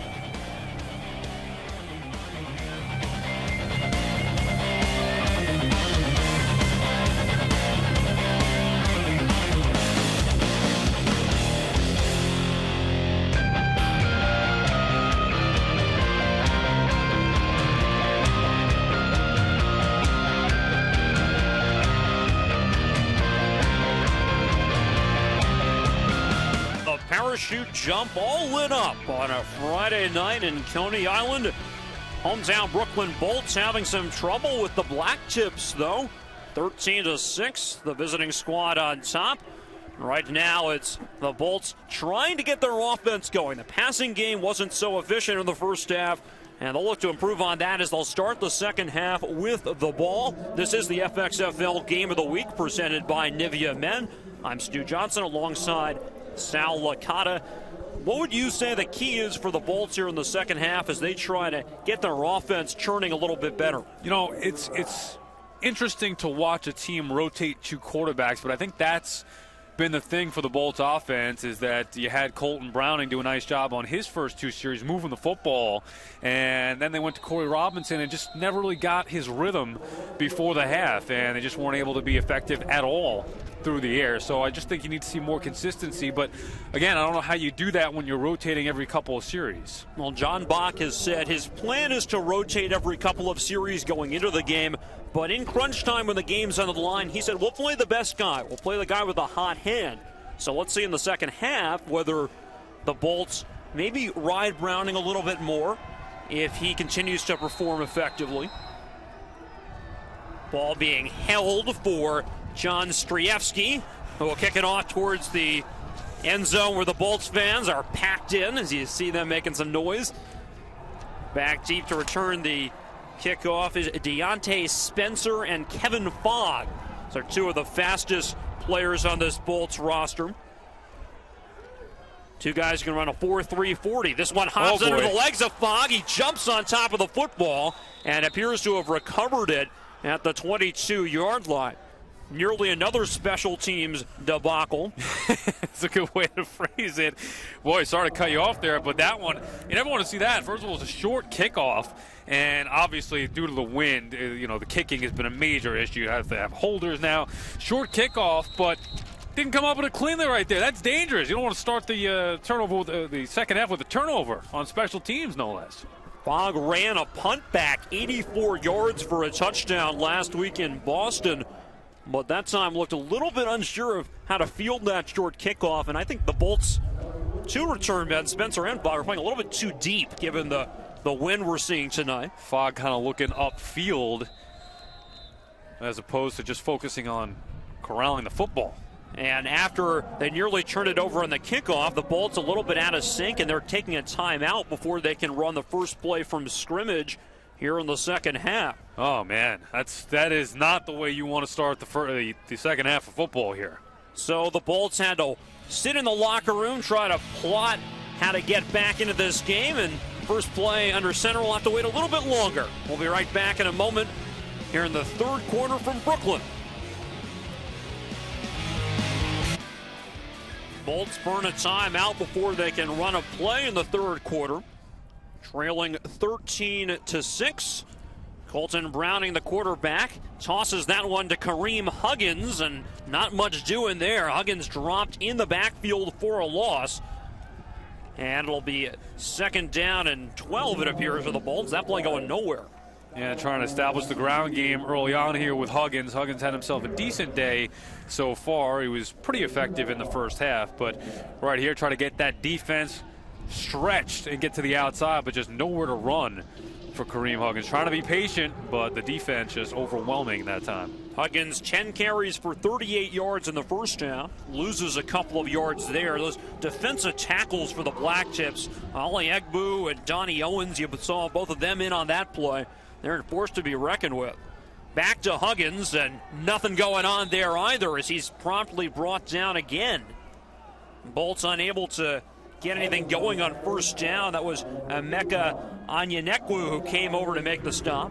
And again, the rushing defense of the Tips has been superior right here. Trying to stretch a little bit, maybe a little fake look with Colton Browning going to the outside, but just handed off to Huggins and just nowhere to run for Kareem. Yeah, you got that little bit of a zone read. It looked like Onyenekwu just stayed in there. Read that ball well. Another play that loses a yard, so it'll be 3rd and 13. The Bolts have, this is not the way that you want to start coming out of halftime.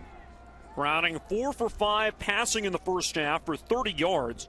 Also had a 10-yard rush for a touchdown. They try to set up a middle screen. Huggins somehow pulls it in, but is dropped promptly, well short of the first down. It's brought down by the linebacking core that time. Then you look here, Browning lucky that this thing wasn't picked off. As you saw, big number 93, Jesse Dixon in there, almost had a hand on it, but nonetheless, it was completed for minimal gain. Yeah, I should check myself. That was actually, you're right, Dixon, who had his hand in there, almost knocked that pass away. Now, Huggins caught a middle screen and took it 66 yards for a touchdown last week, so they were going to the same play that John Bach said worked for him. That time, not so much.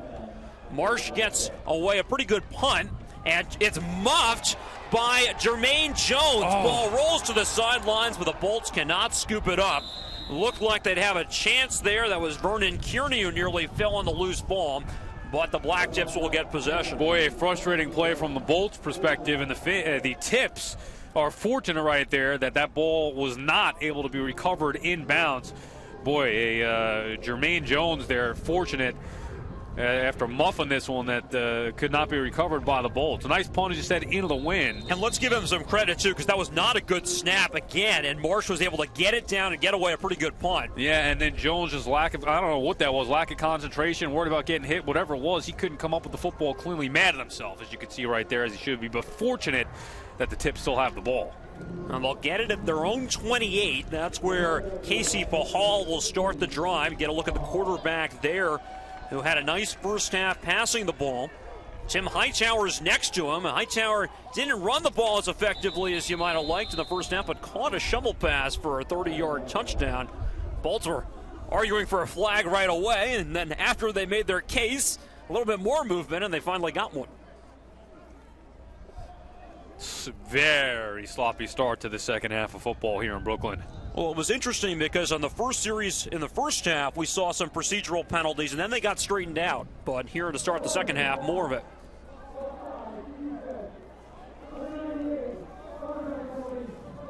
We've seen so far a muffed kickoff, a timeout before a play was even had in the half, a muffed punt, and now an offside. And that was LaKendrick Ross, so no flag on the Blacktips, who the Bolts defensive line said moved early, and then LaKendrick Ross maybe trying to get a head start to the quarterback, ends up jumping off sides.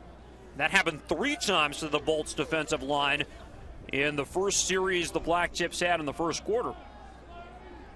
So first down and 5 to go. Bahal setting his feet with all day to throw, and it's a completion of the near side. A nice pass play to Kelly. Another reception for the tight end. The number 1 target in the first half gets into Bolts territory. Just a beautiful play by Bahal and, of course, Kelly.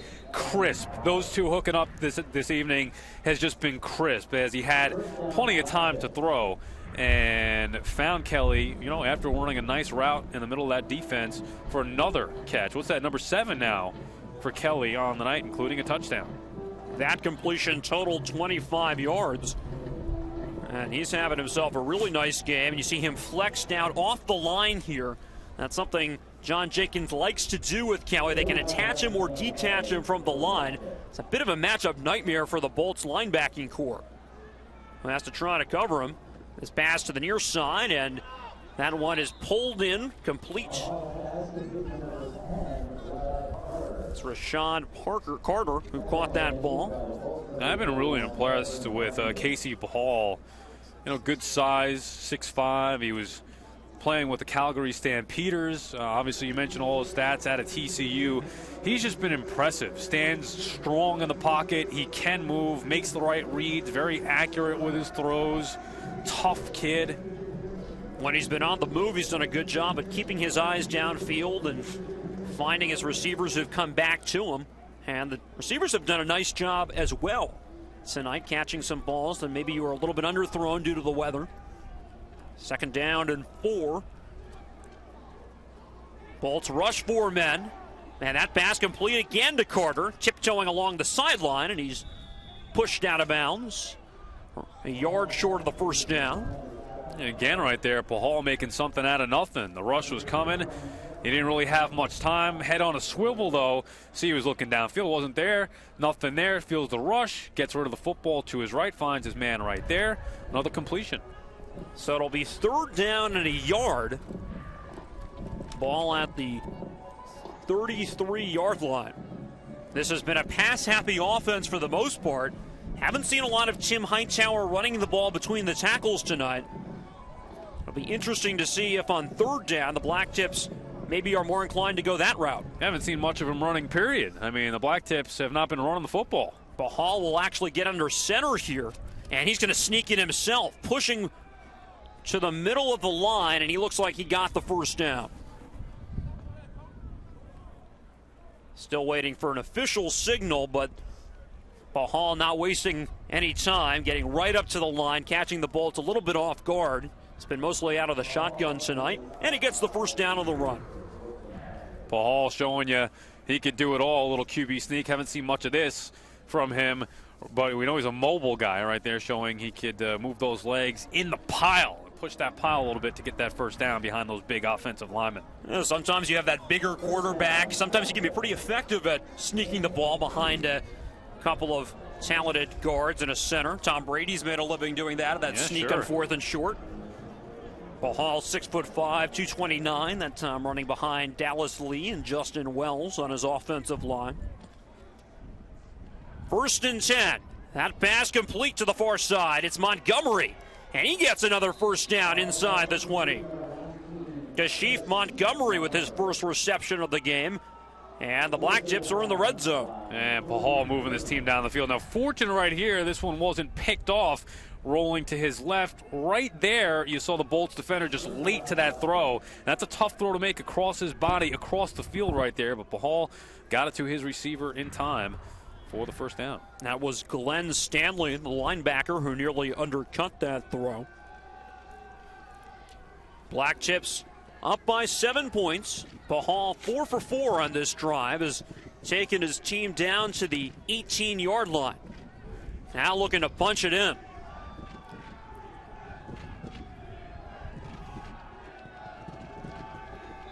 And looks like there was a little bit of early movement. Await the call here from our referee, Steve Kinney. False start going against the Blacktips is the signal.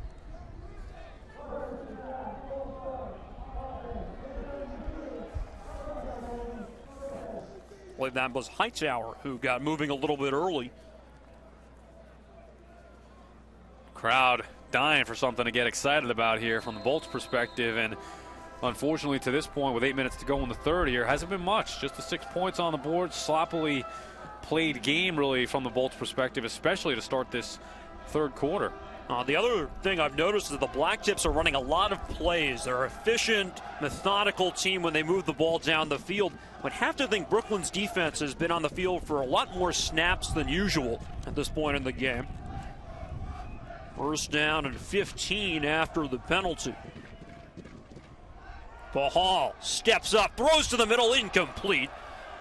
He was looking for Mike Rios down the middle of the field, and Corey Williams nearly had a chance for an interception. You know, and it's interesting, Stu, what you touched on. That was a rare incompletion here for the Tips. They're moving the ball down the field.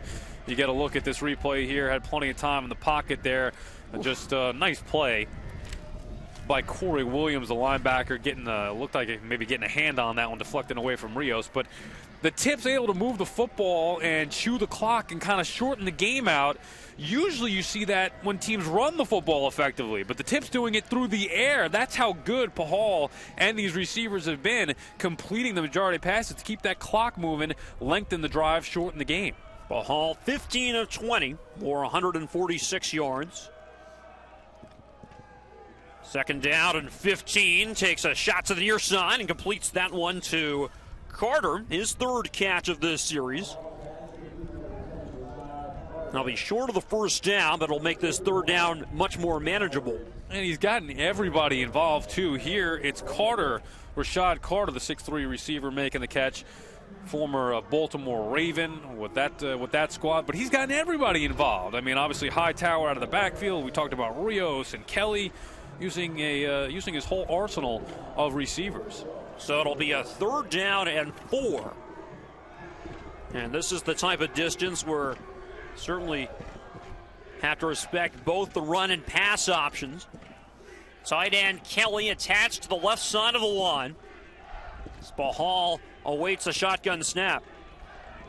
Bolts crowd the line. Bahal looking to throw, and it's off the hand of Rios, incomplete. Tried and out. Rios couldn't haul it in, and that'll bring up fourth down. No play that's worked for him so far this evening, just not working right there. Bahal rolled to his right, a little bit comfortable for a right-handed quarterback, and just threw it a little too hard and Rios could not corral that football. Well, a courageous Blacktips team is going to attempt a field goal. Cross your fingers. 29 yards from the right hash. John Strievsky to attempt, and now we get a flag before the snap. And before a delay of game flag can be in effect, there's a timeout taken by the Blacktips. So I think with the play clock running down, Blacktips wanted to have a shot to kick this field goal. They end up burning the timeout. They have 2 remaining here in the second half.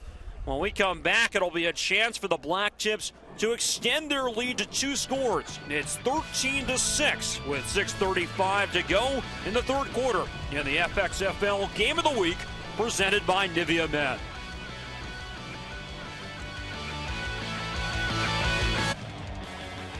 Middle of the third quarter here at MCU Park in Brooklyn. Blacktips lead the Brooklyn Bolts 13-6, trying to extend their lead to 10 points as they will attempt a field goal. John Strievsky will be attempting this one from 29 yards.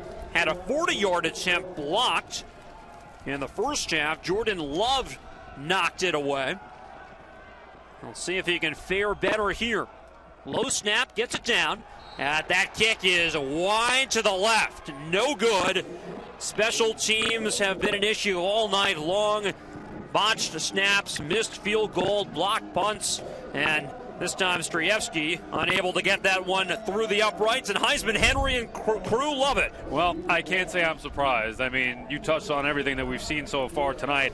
It has not been a kicking clinic by any means, but you know what? The Tips taking a shot right there, trying to put some points on the board, pad their lead a little bit. But let's be fair, that thing had no shot from the get-go. Snaps, holds, kicks, win, all the above. Strievsky did his kicking before this in the Arena Football League. A little bit of a tougher set of conditions here tonight in Brooklyn. We'll be back with more of the third quarter. This is the FXFL Game of the Week presented by Nivea Men.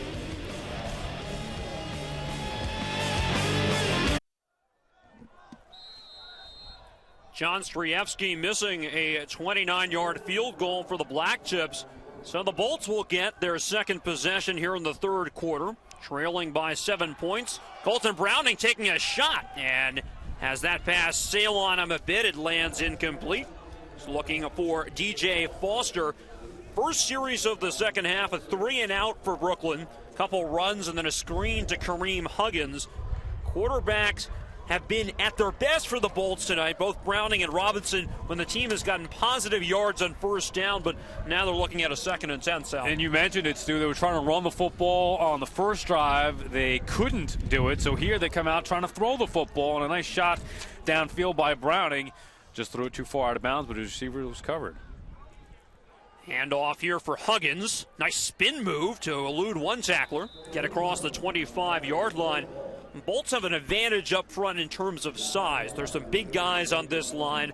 Golick at center, 300. The right guard, Will Simmons, who has really stood out, 342. He actually put on 62 pounds while at East Carolina. He's two-time All-Conference USA selection. But the defensive front for the Blacktips, while undersized, has been very athletic, and the tackles in the middle have gotten a lot of penetration tonight. And you talked to Coach before the game, and he had said they were going to try to come up with stunts and different ways to try to stop that run because they knew they were going to get some more physical, bigger team with the Bolts. Browning completes to Payton on third down and gets a first down. That one completed to Quentin Payton, his first catch of the game. 24-year-old out of NC State. He's the number one receiver there for a couple of seasons. Big pitch and catch. Huge conversion here for Browning and the Bolts. They had to have it. If anything else, we know we want to move the football and try to score here, keep the chains moving, but give that defense a little bit of a rest. The Bolts defense has been on the field, it seems, all night long, and finally you're able to get that first down conversion was Browning. Spread the field with him again, and it's another handoff for Huggins. Makes one man miss, but not much going on there as he's dragged down right around the line of scrimmage. Now some pressure coming there off the edge. Raymond White, the linebacker, was blitzing, and he slowed Huggins down. Yeah, the Tips is doing a nice job getting through that offensive line of the Bolts, as Higgins really had no shot to begin with at all. Ali Agbu, the big defensive tackle who has been very involved tonight. We've called his name a number of times, and he was in on the tackle there. Said this defensive line is a little undersized. He may be the exception. 6'1", 298. He can hold his own in the middle. Second down, that pass off the hands of the target, incomplete, and that was Vernon Kearney, the cornerback, was the intended target there. I don't know if they're a little short-handed, but number 21 was lined up in the slot there. Rare that you would see that, a defensive player, Vernon Kearney, the defensive back, go out to catch balls out of the backfield like that, or just line up as a receiver, and went through his hands, and you know why he plays defense. He's a starting cornerback, so certainly not a guy you'd had to expect to see out there. I had to check myself for a minute. Actually spent some time away from the Bolts earlier this season when the Patriots brought him in to Foxborough for a workout. So he's attracted some NFL looks, but not as a wide receiver. Second down at 11. Browning with some time. Fires a completion to the right side. That's Ian Thompson, the fullback and reserve tight end, who pulled that one in, and he's got a first down. Browning doing a nice job surveying the field that time and finding Thompson. We talked about trying to get AC Leonard involved. You talk about their big play receivers, but this time it's the backup tight end, Ian Thompson, making the play. Had plenty of time to throw, and Thompson just beat his man one-on-one. Nice throw, nice catch as well. Well, Thompson's a guy who you have to respect. He had a catch for 24 yards last week in the game at Boston, and that one good for 15 yards and a first down. Bolts finally able to move the football a little bit, and at the very least now flip the field position back. Kearney's still in the game in wide receiver. He's the man at the top of your screen. Browning operates from the shotgun. Tosses a screen to the right, and nothing doing that time for Thompson. He's hit and brought down immediately, and he'll actually lose some yards on that play. Trying to set up a bubble screen, and let's get a look at Joe Gooseby. Linebacking core read that well. I like Joe Gooseby. He was dancing over here with us before the game started, making a nice play right there. We were giving him a look as we were freezing before the game started, and Gooseby was having a good time with us, so good to see him get his name called after making a nice play. Starting in the middle of that linebacking core, and you'll notice no long sleeves. Yeah, he was right. He was laughing at us as we were giving him a look before, like, oh my goodness, it's freezing. What are we going to do here? He's like, man up. Second down and 12 for the Bolts. Handoff up the middle for Huggins with a head of steam across midfield. Kareem Huggins still fighting inside the 45 and right around the first down marker before he's eventually dragged down. And that's what the Bolts are going to need more of. Huggins finally getting back to what we saw early on. Remember, he was doing that in the first quarter, first half. A lot more for Brooklyn right here. Simple handoff, straight up the gut, finds plenty of running room. And then once he does hit that contact, which you love to see, is keeping the legs moving and move that pile. Fight for every last inch. And Huggins certainly doing that right there. Big gainer for the Bolts. Blacktips still trying to get their personnel subbed in as Huggins picked up a first down there. Bolts go back to him, and he dives across to the 40. Difference on these last couple of carries. Bolts have put Browning under center, and they actually put a Thompson in the fullback spot there, so they're running a little bit more downhill all of a sudden. A little power form there. And that's what Browning has usually done. They've gotten him under center with a fullback and a running back and gone downhill. Today they've been using him a little bit more out of the shotgun. First down carry was good for 3 yards for Huggins. Had two catches for 73 yards and a touchdown last week and 9 carries for 38 yards. And firing across the line in a hurry that time was Raymond White. We get a flag.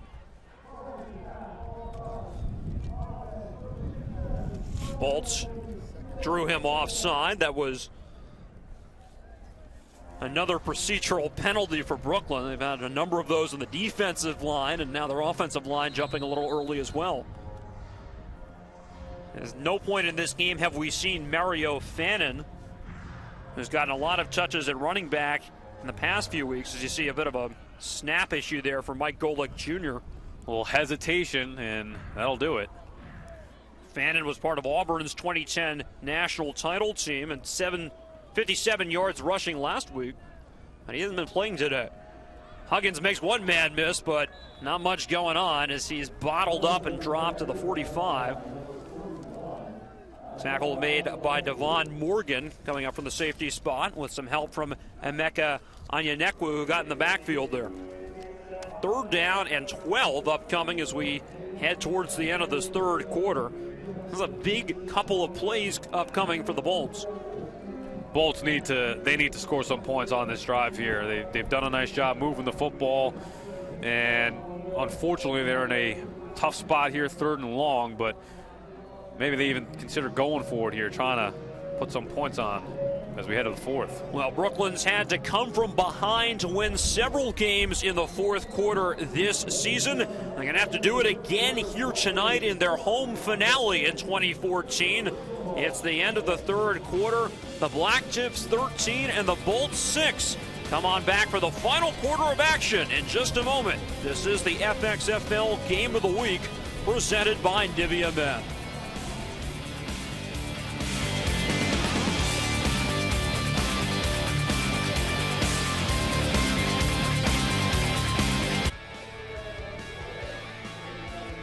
Final quarter of play here in the FXFL Game of the Week presented by Nivea Men. Blacktips 13 and the Bolts 6. I'm Stu Johnson alongside Sal Licata. Brooklyn facing a 3rd down and 12 from the Blacktips 45, and they run the ball. It's Kareem Huggins, and he's not going to get much, just about 3 yards before he got hit and dropped by the safety Trevor Costin. That looks like a move almost to set up a more manageable 4th down, but he only got 3, so out comes the punt team. Very, very interesting call right there. Now, you hate to criticize. You don't want to go nuts. Look, I know I'm no offensive coordinator, but 3rd and long, you're down by a touchdown, you're moving the football, you've had Browning make some plays through the air, and you hand off to Huggins, who, again, has done a nice job, but in that spot, you look for more of a screen, maybe a draw if you want to be conservative. Wasn't working there for the Bolts. On the plus side of the field as well. So Marsh will try to pin the Blacktips. His punt is headed towards the end zone, but it bounces inside the 10, and it is down there. Nice punt that time from Marsh. Jordan Love was there to catch the ball off the turf.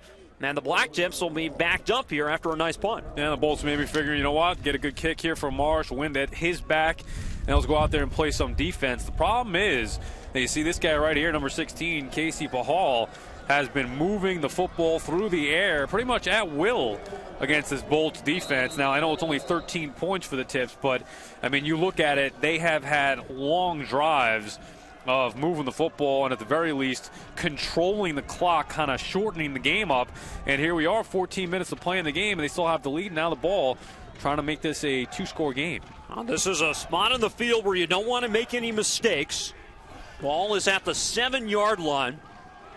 And Pahal will hand this one off for Hightower, and he's got the edge. Hightower up towards the 15 before he gets knocked down. The former Arizona Cardinal and Washington Redskin making his FXFL debut tonight. You know, and it's funny, you could just see the speed. Once he makes the decision, get to the outside. Now, look, he had a couple of defenders right there, but you could see the difference of a guy who played in the NFL and had 2,000 yards in his career, as you mentioned, with the Skins and the Cardinals and all those different things. You could just see the type of the player that Tim Hightower is. Hopefully he gets that knee fully healthy, feels good about himself, and maybe get a chance to get back in the NFL. For a long time, he was wondering why he wasn't able to recover from that ACL surgery. An infection was discovered in his knee, and that was the reason why they took care of that, and now he's back on the field and running hard. That time getting hit pretty hard right around the line of scrimmage for no gain. You know what we like about this run right here? We showed you the speed before trying to get to the outside. Watch Hightower lower his head. Boom, looking for some contact right there. All right, I'm going to go up the middle this time and take on some of the defenders. Now, again, tough to go against some of those big boys on the defensive line, but Hightower welcoming the contact, showing he can be a physical runner as well. That was LaKendrick Ross who brought him down. And with that 83.5-inch wingspan, Ross is a tough guy to get away from. I'd run the other way if I saw that guy. Only 21 years old, 6'4", 366. He's a guy who may have an NFL future. Spent a lot of time with the Bengals in camp this year. 3rd down and 2. Hightower with another carry. Falls forward, and he's short of the first down. Nothing doing there. Maybe stumbled a bit as he headed towards the line of scrimmage. And the Bolts defense comes up with a 3 and out. And that's what the Bolts wanted to do. You know what? Punt, play some defense. They hand off to Hightower again. And the Bolts able to make a big stop, force the 3 and out, get the ball right back to that offense, and should have some good field position, especially when you take into the fact that we're kicking in the wind right here. Looked like he just lost his footing. Well, keep in mind, the snaps have been no sure thing. The Bolts have already almost blocked one punt today. Strievsky gets this one away, and it's a good punt. It'll bounce past the 50, roll past Bog, and head out of bounds at the 35. So a very nice punt indeed that time from Strievsky. And what could look like the Bolts might start in plus territory, they'll instead get the ball at their own 35. Trailing by a touchdown with inside 12 minutes to go in the 4th quarter. This is the FXFL Game of the Week, presented by Nivea Men.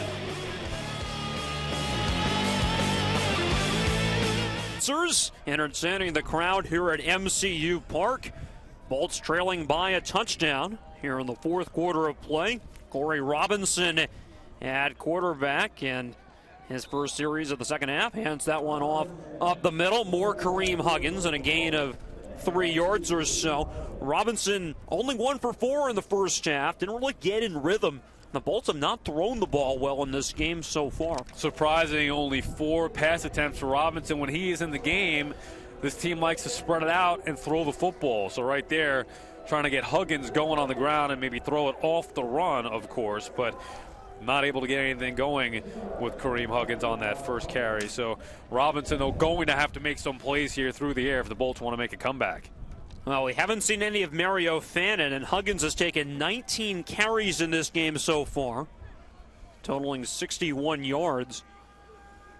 It's going to be a pass play here. Robinson takes a shot, underthrown, but it's caught. Foster came back to get it into the Blacktips territory. There is a flag, and the Blacktips secondary is saying that Foster pushed off.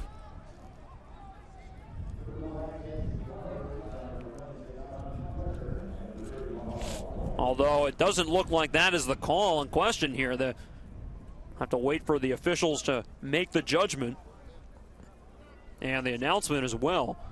Bolts also, by the way, had number 55. That's the linebacker Glenn Stanley lined up in running back on that last play.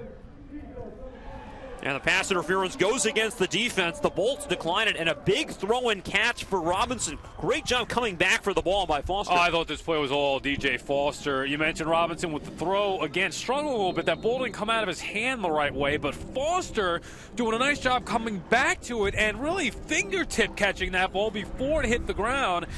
Able to bring it in for the big play. 17-yard pickup for DJ Foster. Spent some time in the Chicago Bears minicamp earlier this year. Big conversion there. Surveying his progressions, Robinson just flips it ahead, and that's Millard, who's the linebacker, getting crushed, and the ball falls to the turf. Some flags out as well. Now with the Bolts short-handed at running back, they're trying to give Huggins a breather, and Fannin is apparently unavailable, so they're rotating in linebackers now. Well, that's the Mike, Johnny Millard, getting hit like he's not used to. Here's the call.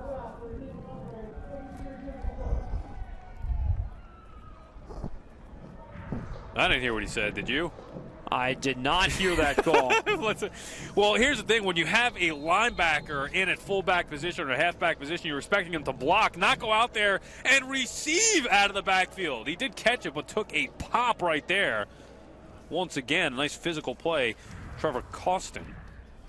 Yeah, beg your pardon. Did hold on to the ball. I think they said there was no flag. I think they may have thrown an inadvertent flag or considered throwing a flag for on the hit and elected to pick it up.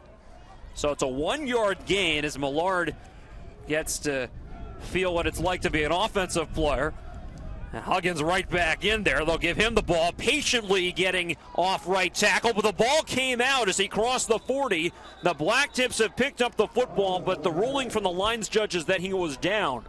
So no fumble according to the official on the near side, although the Blacktips are certainly making their case. Boy, and I was just thinking, I like the way Huggins carried. You see him right there. He wasn't sure which hand to put the football in. Was patient, and he looked like he was down after the ball came out, but certainly took a vicious hit there at the end of that run. But you mentioned it, Stu, on the call. Patience right there. Showed some patience and then cut upfield. Now, after getting hit, I think Huggins is feeling the worst of that one. Looks like he is still down on the field right now, being looked at by the Bolts training staff. The score is 13-6. The Blacktips are on top. 9.5 minutes remain in the fourth quarter. Brooklyn driving the football, trying to tie the score. This is the FXFL Game of the Week, presented by Nivea Men.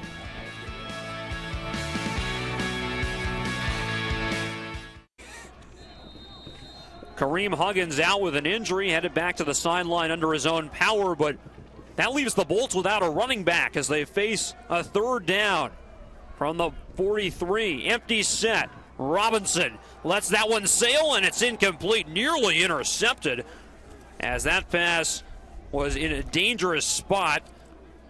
That was Devon Morgan who got his hand on it, nearly picked it off, and will be 4th down and 3. Well, Morgan before showing you he wasn't really a great receiver right there, though, making a great play as a defensive back, getting his hand on it, batting it down. And, you know, the Bolts, as you mentioned, had no choice. Spread the field like that, had to make a play through the air. They didn't, and now it looks like they're going to punt. Yeah, they had their offensive personnel on the field, but the Bolts now send out the punt unit, and the Blacktips sideline is signaling punt safe. So they're looking for a possible fake here. They're just going to send Morgan, the safety, back deep as a potential return man.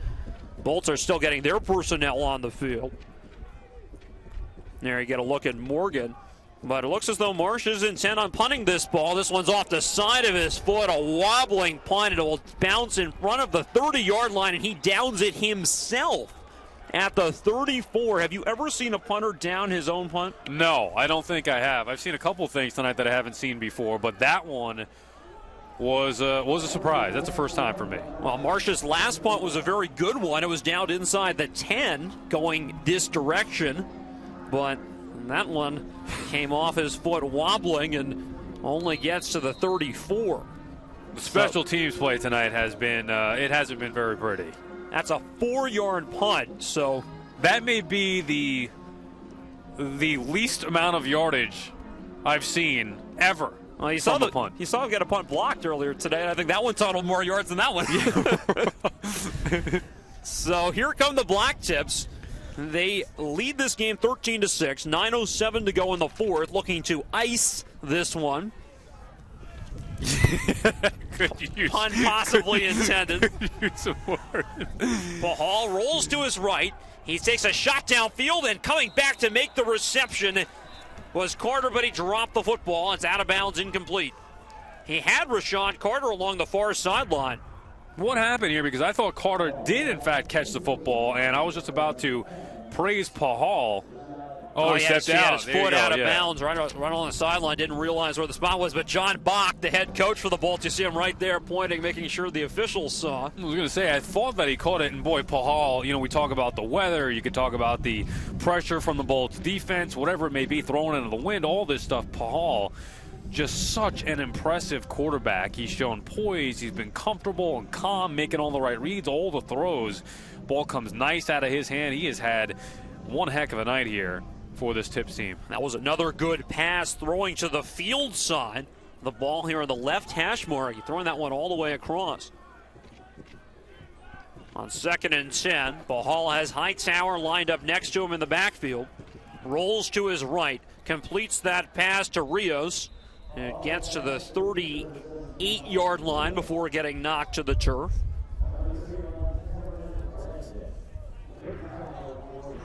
See Paul again on the move. They've used this play a couple times, roll him out to his right a little bit, have him throw on the run, puts a little zip on it to Rios, one of his favorite targets. Now, there's a big third down coming up here, and this has been an area where the Blacktips have had some success tonight, come up with some creative third down plays. Haven't seen a lot of Jeremy Kelly on this drive, but the tight end will be lined up as a receiver here.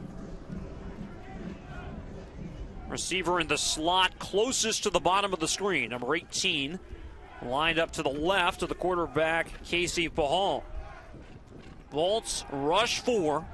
Pahal under duress, rolls to his right, throws on the move, incomplete. That one landing at the feet of Carter, and it'll be 4th down. Well, the Bolts defense doing a nice job that time, forcing Paul out of the pocket, making him roll out, and nothing there for the Tips as Pahal could not find anybody downfield under duress. You see right there, trying to make something happen, but you also don't want to force the issue, so a nice decision to just kind of throw it in a no-harm zone right there toward the sideline. But now the Bolts defense will go to work here. Bolts offense go to work here. Strejewski with a low wobbling punt. It'll bounce right to Kevin Fogg. He's got track star speed, and here he goes across the 30 towards the 40. And Fogg gets bottled up around the 36-yard line. Had an 84-yard punt return for a touchdown last week, but this time only getting across the 35. You know, it's funny, as bad as things have seemed at times tonight for Brooklyn, here they are, plenty of time to go, over 7.5 minutes left. One possession game, they have the ball. And the Bolts have come from behind to win earlier this year. It's something they've done as recently as their last home game, winning in the final moments. Nick Marsh, the kicker, had missed 2 extra points in the Bolts game against Omaha here on the 24th of October. His team was, as a result of those missed extra points, behind on the final series of the game. And then he drills a 36-yard field goal, 12 seconds left, and gives Brooklyn a 2-point win. Weird to see, too. I mean, you got a guy in Marsh who never kicked a field goal throughout his collegiate career. He was always a punter. And here he is kicking field goals in the FXFL. Handling kickoffs as well. The young man is transferred from Utah to Rutgers, where he completed his college career. This pass complete to the sideline. Caught by Foster, who's been pretty involved tonight after a quiet first few weeks with the Bolts. Now get 8 yards there on 1st down. Robinson with a nice throw. It's going to be interesting to see what Coach Bach does here, because this is Robinson's 2nd straight series, so that would mean that Browning would be due up next. But he said whoever has the hot hand at the end of the game is going to be his guy. Well, right now, without Huggins in the game, Johnny Millard, the linebacker, is playing running back. We haven't seen any of Mario Fannin tonight. That pass down the seam, and it's completed to Thompson. He's got a 1st down deep into Blacktips territory. Brought down at the 38-yard line. Nice throw by Robinson, and maybe we're starting to see him get into that rhythm now. His 2nd straight completed pass. You mentioned it down the seam, plenty of time to throw. That one came out of his hand just fine as he found his man wide open down the field. Thompson once again making the play. 18-yard reception for Thompson. Bolts can't really run the ball without a true back in there, but the one man who might be able to is the quarterback, Robinson, and he tiptoes across the 35 for a nice 1st down pickup. Robinson, you can see right now, feeling pretty good about himself after those 2 completions, now tucking it and running for a positive gain on 1st down. In case you are tuning in, a little bit late, Kareem Huggins appears to be the only back available to the Bolts tonight. He went down with an injury on the prior series. Now they're throwing the ball with some success. It's Foster with the catch, and he's got another Brooklyn 1st down. Now, you expect him to throw the football, you mentioned, without the running backs in there, but the one thing Millard could do is also block, so that's why you would want to have that type of player playing running back. Now, right there, a little chip on somebody, but Robinson, again, surveying the field, plenty of time, good protection from those boys up front, making the completion, another 1st down for Brooklyn. Robinson starting to get in rhythm as we're inside 6 minutes to go in the ballgame. Ball placed at the 26-yard line.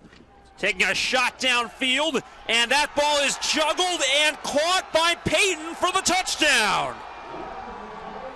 A 26-yard strike, and the Bolts are within one. A nifty little dance for Peyton as well. How about that throw from Corey Robinson? And here you go. The Bolts answer back. A big-time drive, a quick drive all through the air. Robinson making it happen. Right here, his number one option, throws a beautiful ball downfield with some touch. And what a catch by Quentin Peyton. You know what? You catch a ball like that, you deserve to do a little dance in the end zone. I'm not sure what that dance is called, but it was pretty effective. Pulled that one in over Lewis Toller, the cornerback. Peyton's still getting down. Hey, you know what? That's a great catch. Able to come down with a nice throw, but the fact that he was able to bobble it and kind of bring it in after the fact and keep control of it going in the ground, what a great job by Quentin Peyton. Well, here comes an extra point, and it's an important one. Anything but a chip shot. It'll be from 35 yards. Nick Marsh trying to tie the score at 13. Kick on its way, and Marsh missed that one. And the Bolts, who have been hamstrung by special team struggles today and throughout the season, remain behind the Blacktips with 5:43 to go. Boy, it's been a constant issue. They know it's been an issue. Coach has said so. You talked to them before. They don't trust the kicking game. You saw why right there. Extra point, an absolute killer for the Bolts. But Corey Robinson and the Bolts offense starting to find some rhythm on this drive. A 26-yard touchdown pass to Quentin Peyton has brought Brooklyn within one.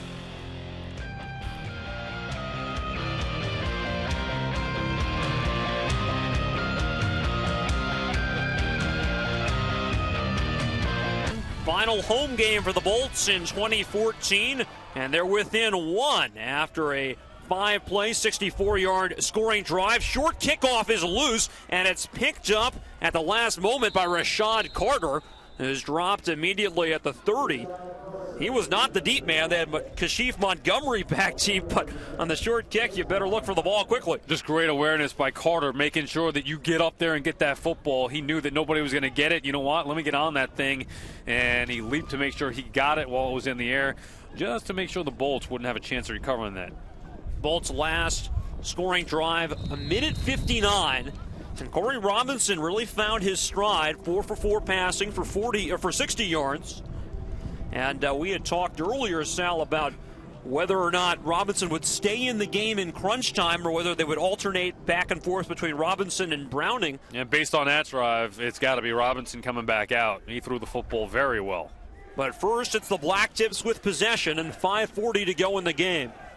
Casey Pahal, the quarterback, tries to shovel that one to Browning. It's tipped, and it's picked off. Taking it back into the end zone for the Bolts, and collecting the touchdown is Corey Williams. And Brooklyn turns the ball over and gets a score.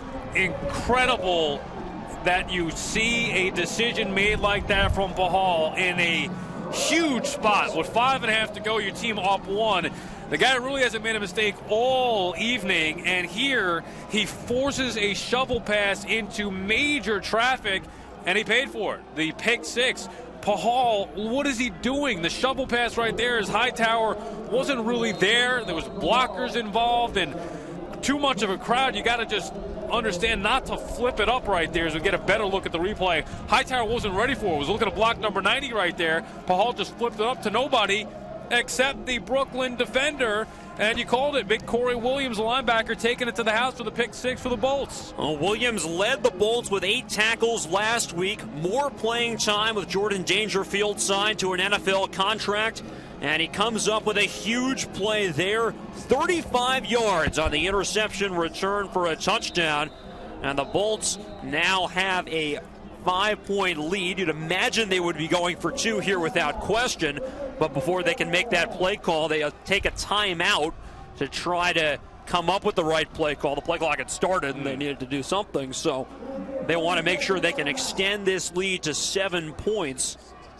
You know, and funny too, Stu, you look at it, the Tips, they live by the shovel pass, die by the shovel pass, as their big play was earlier for the touchdown shovel pass with Hightower, and here it comes back to bite him. We look at it again. Pahal, you saw the indecision, the hesitation, and then he knew, you know what, maybe I shouldn't do this. All right, let me flip it up here and hope for the best. And unfortunately, when you do that, And it's so out of character for him because all night long he's been making the right decisions. You almost have to feel for him here.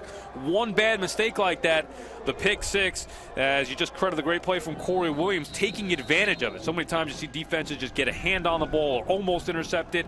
That time Williams making sure he made the play and just took off with it, taking it to the house.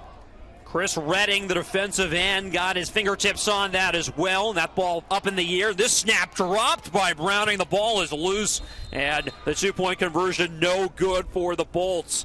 But they have an 18-13 lead. They get 2 touchdowns in 10 seconds of game time.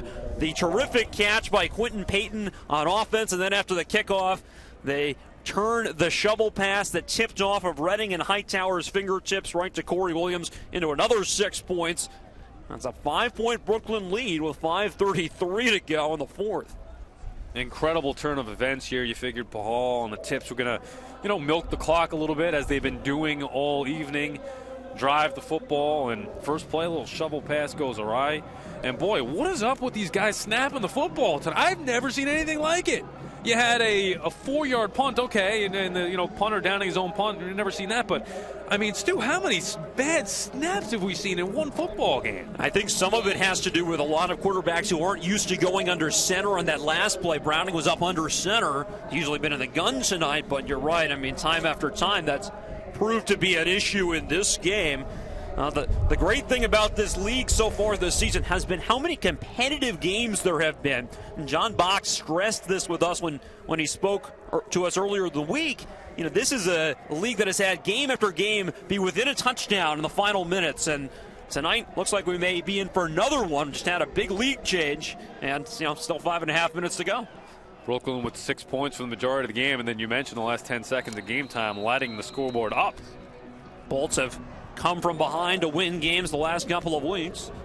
Nick Marsh with a good kickoff, and this time the Blacktips were playing a little bit up close, looking for a short kick, so Montgomery had to move around to try to get it. He fumbles, it's scooped up and run in for a score. The Bolts add another touchdown. Temperin Brandon scooping and scoring, and Brooklyn with 3 touchdowns in less than 20 seconds of game time have taken a double-digit lead here in the fourth. Incredible. Montgomery that time, you see the look of dejection on his face, and rightfully so. Just a poor play. Never really had control of the football here. Tried to pick it up off the ground and then move it around. Oh, nobody even touched him, and he just lost control of the ball.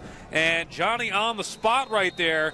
Of course, the defensive back, Temperin Brandon, making the big play for the Bolts, taking that one back to the house. So now you've seen a defensive touchdown, a special teams touchdown, Brooklyn scoring all over the place. Well, with 5 minutes and 43 seconds to go in the fourth, the Bolts were trailing, and in 16 seconds they have now put the ball in the end zone 3 times. They have not yet, though, converted a point after. Either as an extra point or as a 2-point conversion, and now they get a false start on the line before they can go for 2 here. That's Aaron Hall, the left guard, who moved early. And now do you go for 2 or do you try to kick? I guess in an 11-point lead, you probably go for 2 and hope that helps. But maybe not, because 12 points with extra points so hard to come by might actually be a good lead to have. Is there a play they could do without having to snap the football? Because I think that's maybe what they should try, if that's at all possible. But no, you get down to the math here, Stu. Who knows? I mean, it's hard to say because you don't want to kick the extra point because you know you can't make it. You might as well just go for 2 because that's the better percentage play with the way the game has gone tonight, with the rule changes and all that. You're better off going for 2. Well, they have Marsh, the kicker, on the field right now. You're getting a look at the quarterback, Robinson. He's also the holder, and Marsh is behind him. You see him walking into your shot right here. So they can do either, I suppose. I'm not sure what is the plan here. I think they're going to have to kick it, and that's what they're now going to do. But the funny part is that this kick has to be from further back. They're spotting it where they would if they were going for 2 after the 5-yard penalty from the 7, but extra points by rule are from the 17. So if you're going to kick an extra point, you can't kick it from tack on the 5 yards. Right, you would be in better position from here. So now they send Marsh off the field, Hall as well, and they're going to go for 2, it appears, from the 7. 3 Blacktips turnovers has resulted in 3 touchdowns for the Bolts here in the fourth quarter. And the offensive personnel coming on the field. Robinson leaves as the quarterback. Browning comes in. So do some receivers. And now a referee is another blown whistle. And the Bolts take another timeout before attempting a conversion. It's the second time they've done that here in the fourth quarter as well. So a whole lot of interesting things. And add to that, the Blacktips currently have David Legree, who we've only seen at quarterback when Pahal was hurt earlier tonight, warming up on the sideline in front of us. So we may see a change of quarterback in the final minutes for the Blacktips. And Legree was the one who had the effective shovel pass when he flipped it to Hightower for the first touchdown. And that was pretty much it for him, the hometown kid getting loose here on the sideline right in front of us, trying to get warm and maybe get in this game and try to bring the Tips back into this one here. But boy, what a turn of events in the favor of the Brooklyn Bolts here. Special teams, defense, a defensive score, a special teams score, as clearly the Tips having trouble holding on to football. Just a crazy sequence of events, and the Bolts able to capitalize. It all started with a beautiful touchdown pass to Quentin Payton. And there's the touch pass from Robinson right there. And then some miscues set them up pretty well. The shovel pass scooped up and intercepted and returned by Williams for a score. And the fumble as well. And they're going to keep it up the middle. Browning for the 2-point conversion from 7 yards out. And the Bolts, with the momentum at their backs, have extended their lead to 13 points. The blink of an eye, the game has completely changed. Tips were in control of this thing for so long, and now Brooklyn just dominating play here in the last 20 seconds or so. As you see the running Browning right there. Quarterback draw, he saw it, he's not afraid to lower the shoulder too and deliver a little hit at the end of that run right there for one of the easier conversions that we've seen tonight. Well, if you can get the snap to the quarterback in the last few minutes, the Bolts have been pretty efficient offensively. The crowd loving it at MCU Park. This team has played some really exciting games this year. They started their season off with a 7-point win against Boston on the 15th of October. Played a thriller against Omaha. They won it on a field goal with 12 seconds to go. Last week at Boston, they had an impressive victory. A lot of offense in that game. And here against the Blacktips, basically didn't throw the ball with any degree of success for the first 3.5 quarters. Now the passing gets going with Robinson, then some crucial mistakes from the Blacktips, and special teams has been a struggle, so why not just go for 2? And Browning tacks on a couple extra points. Yeah, that's what I want to see anyway. I like when Colton Browning takes off and runs. I told you earlier in the game, he reminds me of Shane Falco from the replacements, and he did a nice job right there, tucking it and running with it, converting the 2 points. But, I mean, it's remarkable to think about this game was 13-6 a few minutes ago, and now here we go. Brooklyn has a 26-13 lead. It's been a bizarre fourth quarter, to say the least, as you saw Devon Morgan, the safety, and the look of consternation on his face. Can't quite believe his team has let this lead get away. Blacktips, meanwhile, did not have the right personnel on the field for the kickoff. They only had 10 guys, so they're very lucky the ball flew off the tee before Marsh could send it away. That gives Jesse Dixon a chance to sprint onto the turf. Game clock just has not moved in the last few minutes, huh, boys? Let's get all these exciting scores and everything. Let's have some plays here. Chew that thing down a little bit. Jamal White returning the kickoff from Marsh. And he is brought down in a hurry. Nice stop that time made by Ian Thompson at the 25-yard line. And with the Blacktips now playing from behind, 2 scores behind, in fact. They're going to need to score and score quickly with 5:20 to play. And they're going to send out David Legree at quarterback. You mentioned it earlier. He only had 1 snap. Went about as well as he could have hoped. And it's interesting, yeah, right, the shovel pass touchdown to Hightower. It's interesting to see him in the game here where Pahal, outside of that last mistake when he was on the field with the errant shovel pass, he's been great through the air, which is what you're going to need to do here, throw the football. So we'll see if the hometown kid, David Legree, can make something happen here for the Tips. He went to South Shore High School in Canarsie, right here in Brooklyn. New York City High School Player of the Year in 2005, and that pass way off target.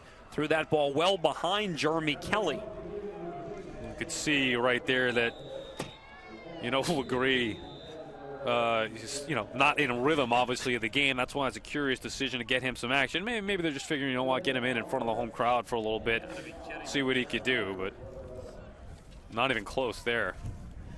Well, the Bolts have a player down, and it looked the way Devin Wallace reacted, that it was just sort of a cramp, and in the cold weather, he may just be trying to stretch that out a little bit. It's being worked on just in front of midfield.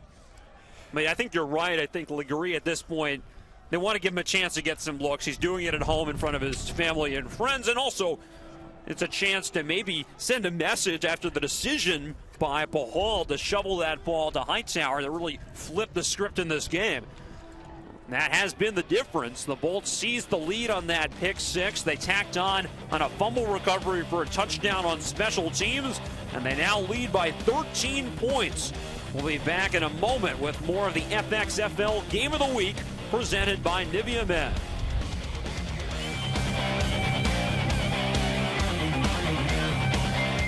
(26-13), the Brooklyn Bolts lead the Blacktips here in the fourth quarter. Bolts were trailing entering this final quarter. They've gotten 3 touchdowns that all occurred within 16 seconds of game time. A touchdown pass from Corey Robinson to Quentin Payton, an interception return for a touchdown by Corey Williams, and then a scoop and score on a fumbled kickoff by Tevrin Brandon. And the Bolts lead by 13 points. It'll be second down and 10 for the Blacktips after that injury timeout. David Legree still in there at quarterback. They've taken Tim Hightower out of the game. He's been getting much of the load at running back tonight. His handoff will go to Kendrick Rhodes. In fact, he'll keep it, Legree, and he's got some room to run down the middle of the field, and he gets to the 44-yard line, dives forward to the 45, and he's got a first down and a run of 20. And he's all pumped up, showing his physical capabilities right there was Legree. Boy, he is a big boy, 245 pounds, but showing some explosive speed right there. The good little fake handoff, nothing doing through the air. Look at how big he is. And he moved quickly up that field as well, so he can run. Well, Jamil Merrill, the defensive end, number 91, read that play well, but then Legree did a little pump fake and got Merrill to slip and fall and took off and accelerated. Yeah, you're right. He ran well for a big guy. 6'4", 245. He's built more like a linebacker than maybe a traditional quarterback. But he had success playing at Hampton. Fires that one to the right, incomplete. He threw that one behind Mike Rios. Hit the corner in the head. That was Brandon, I believe, on the coverage, and then caught him right in the back of the helmet. Pass ball's incomplete. And you've seen in the 2 throws so far that Legree has made, they've both been inaccurate. That one right. You mentioned, Stu, behind the receiver. He's completed 1 pass tonight, a little shovel pass that Tim Hightower ran in 30 yards for a touchdown. And he's going to have to throw the ball and throw it effectively if the Blacktips are to overcome this 13-point deficit in the final 4 minutes and 17 seconds.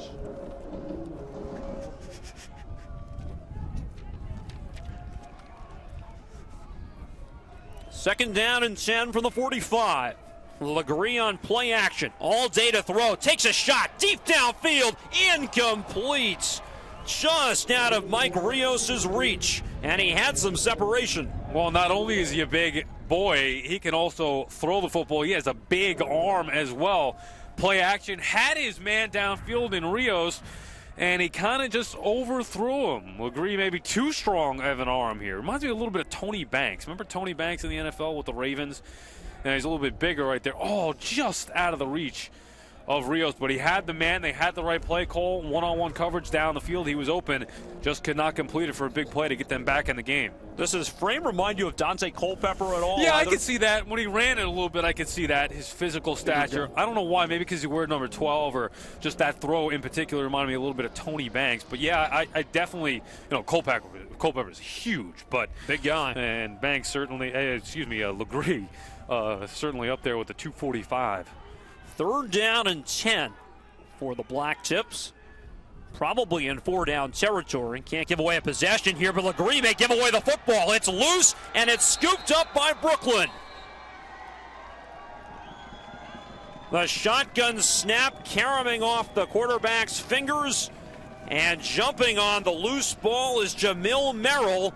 Another turnover, the 4th of the game for the Blacktips, and Brooklyn will take over. Bolts defense has done a nice job here, but really this is just on the green, not being able to handle that snap at all. And once it's on the ground, Brooklyn able to be aware and hop on that thing and recover. Now you'd expect them here to try to just run the football and let that clock move, as they are up by plenty here with the 2 scores, and have control of the game. Well, the interesting part about that is you're right, of course, but they don't have a running back. So it's going to be Johnny Millard, the linebacker, at running back, and he may be asked to kind of ice this game as he lines up in the eye. Hand off to Millard, and look at the linebacker run inside the 30. Good 1st down run, and did you notice Alex Bullard, the left guard, was lined up at fullback? Big number 66 leading the way. Interesting, all different things going on in that offensive line, and obviously with the linebacker running the football for Brooklyn, but they still have confidence. Nice block right there by big 66 and 65 getting out in front. But Millard doing a nice job holding on to the football. That is the key here. You're not looking for him to break one and have an electrifying touchdown for 20-plus yards. You want to see him hold on to the football. And he did just that. And Bullard and Simmons, 2 guards, one at fullback, one at guard, executing a nice little combo block there to get Millard into the 2nd level. And they'll give it to him again. This time it's actually Fogg getting the carry. I beg your pardon. He's a defensive back. He doesn't do so well. Brought down pretty promptly on that run play. You can see the difference in the 2. Millard, obviously the linebacker, not as fast as Fogg is, the speedster out of the backfield. And I'm sure, again, Coach Bach doesn't care who runs it as long as they hold on to the football and keep that thing moving. Well, we're inside 3 minutes to go in the 4th. It'll be a 3rd down and 4. There is a 2-minute warning, and the Blacktips have a couple timeouts left. Brooklyn, if they take care of the football, with a good chance to go 4-0 in this inaugural FXFL season. Play action, and Browning's going to bootleg and keep it. He's got the 1st down, and he heads towards the sideline and gets down inside the 20. And that's what you said you wanted to see, Sal. Colton Browning running the football. Yeah, it's fun to watch because he could throw it, but he also loves to run the football. He's not afraid of the contact, and he's smart. Fake handoff, he knew he had to do right here. You know what the biggest part of this? Get down inbounds and keep the clock moving. That's exactly what he did. He wasn't only slotting to avoid the hit. He was slotting to stay inbounds and get to the 2-minute warning. Yeah, that clock ticks down to the 2-minute warning. Brooklyn is ready to add to their lead, and perhaps more importantly, they're ready to run out the clock on what could very well be their 4th straight win to open this season. The Bolts 26, the Blacktips 13. 2 minutes to go in the 4th quarter. We'll be back to wrap it up in a moment. The FXFL Game of the Week, presented by Nivea Men.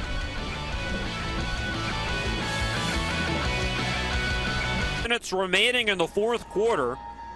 The Brooklyn Bolts with a tremendous quarter of play, trying to put it away, and it's Johnny Millard, the newly minted linebacker, taking the running back, I should say. Usually a linebacker, carries that one inside the 15. And the Bolts have scored 3 touchdowns in the 4th quarter. All came within 16 seconds of game time. And the quarterback, you see there, number 5, Corey Robinson, a big part of that one. He had a beautiful touchdown pass, but now he's just handing it off to Millard, hoping he can hang on to the ball. And if you're a defensive player for the Tips, you're going to be trying to strip that thing out of there, knowing that Millard's not a running back. In fact, he's a linebacker who has to be in there. And you expect some punching at the football, some tugging at the football, but Millard, to his credit, doing a nice job hanging on to that thing so far.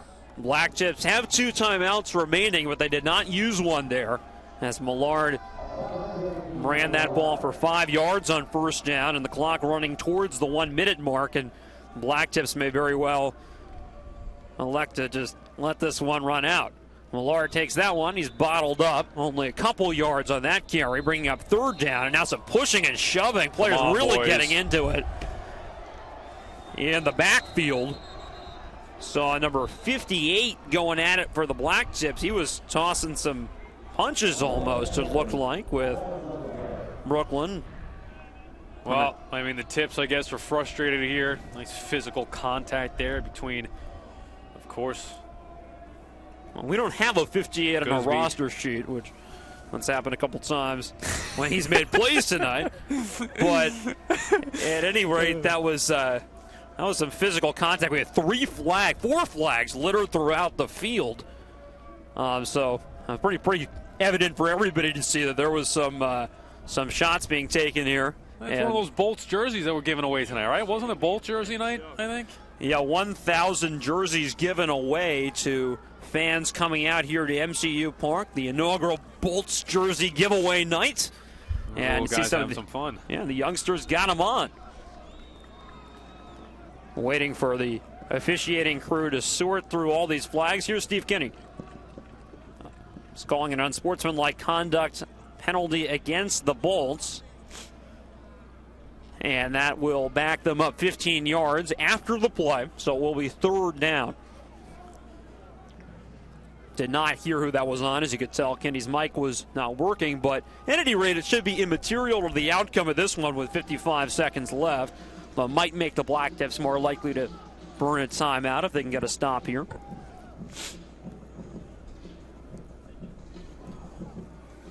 A remarkable turn of events in this ball game with the Tips in control pretty much the whole way, and then just that one little spurt, turnovers, and Brooklyn able to capitalize with the big plays. Ball will be placed at the 29-yard line.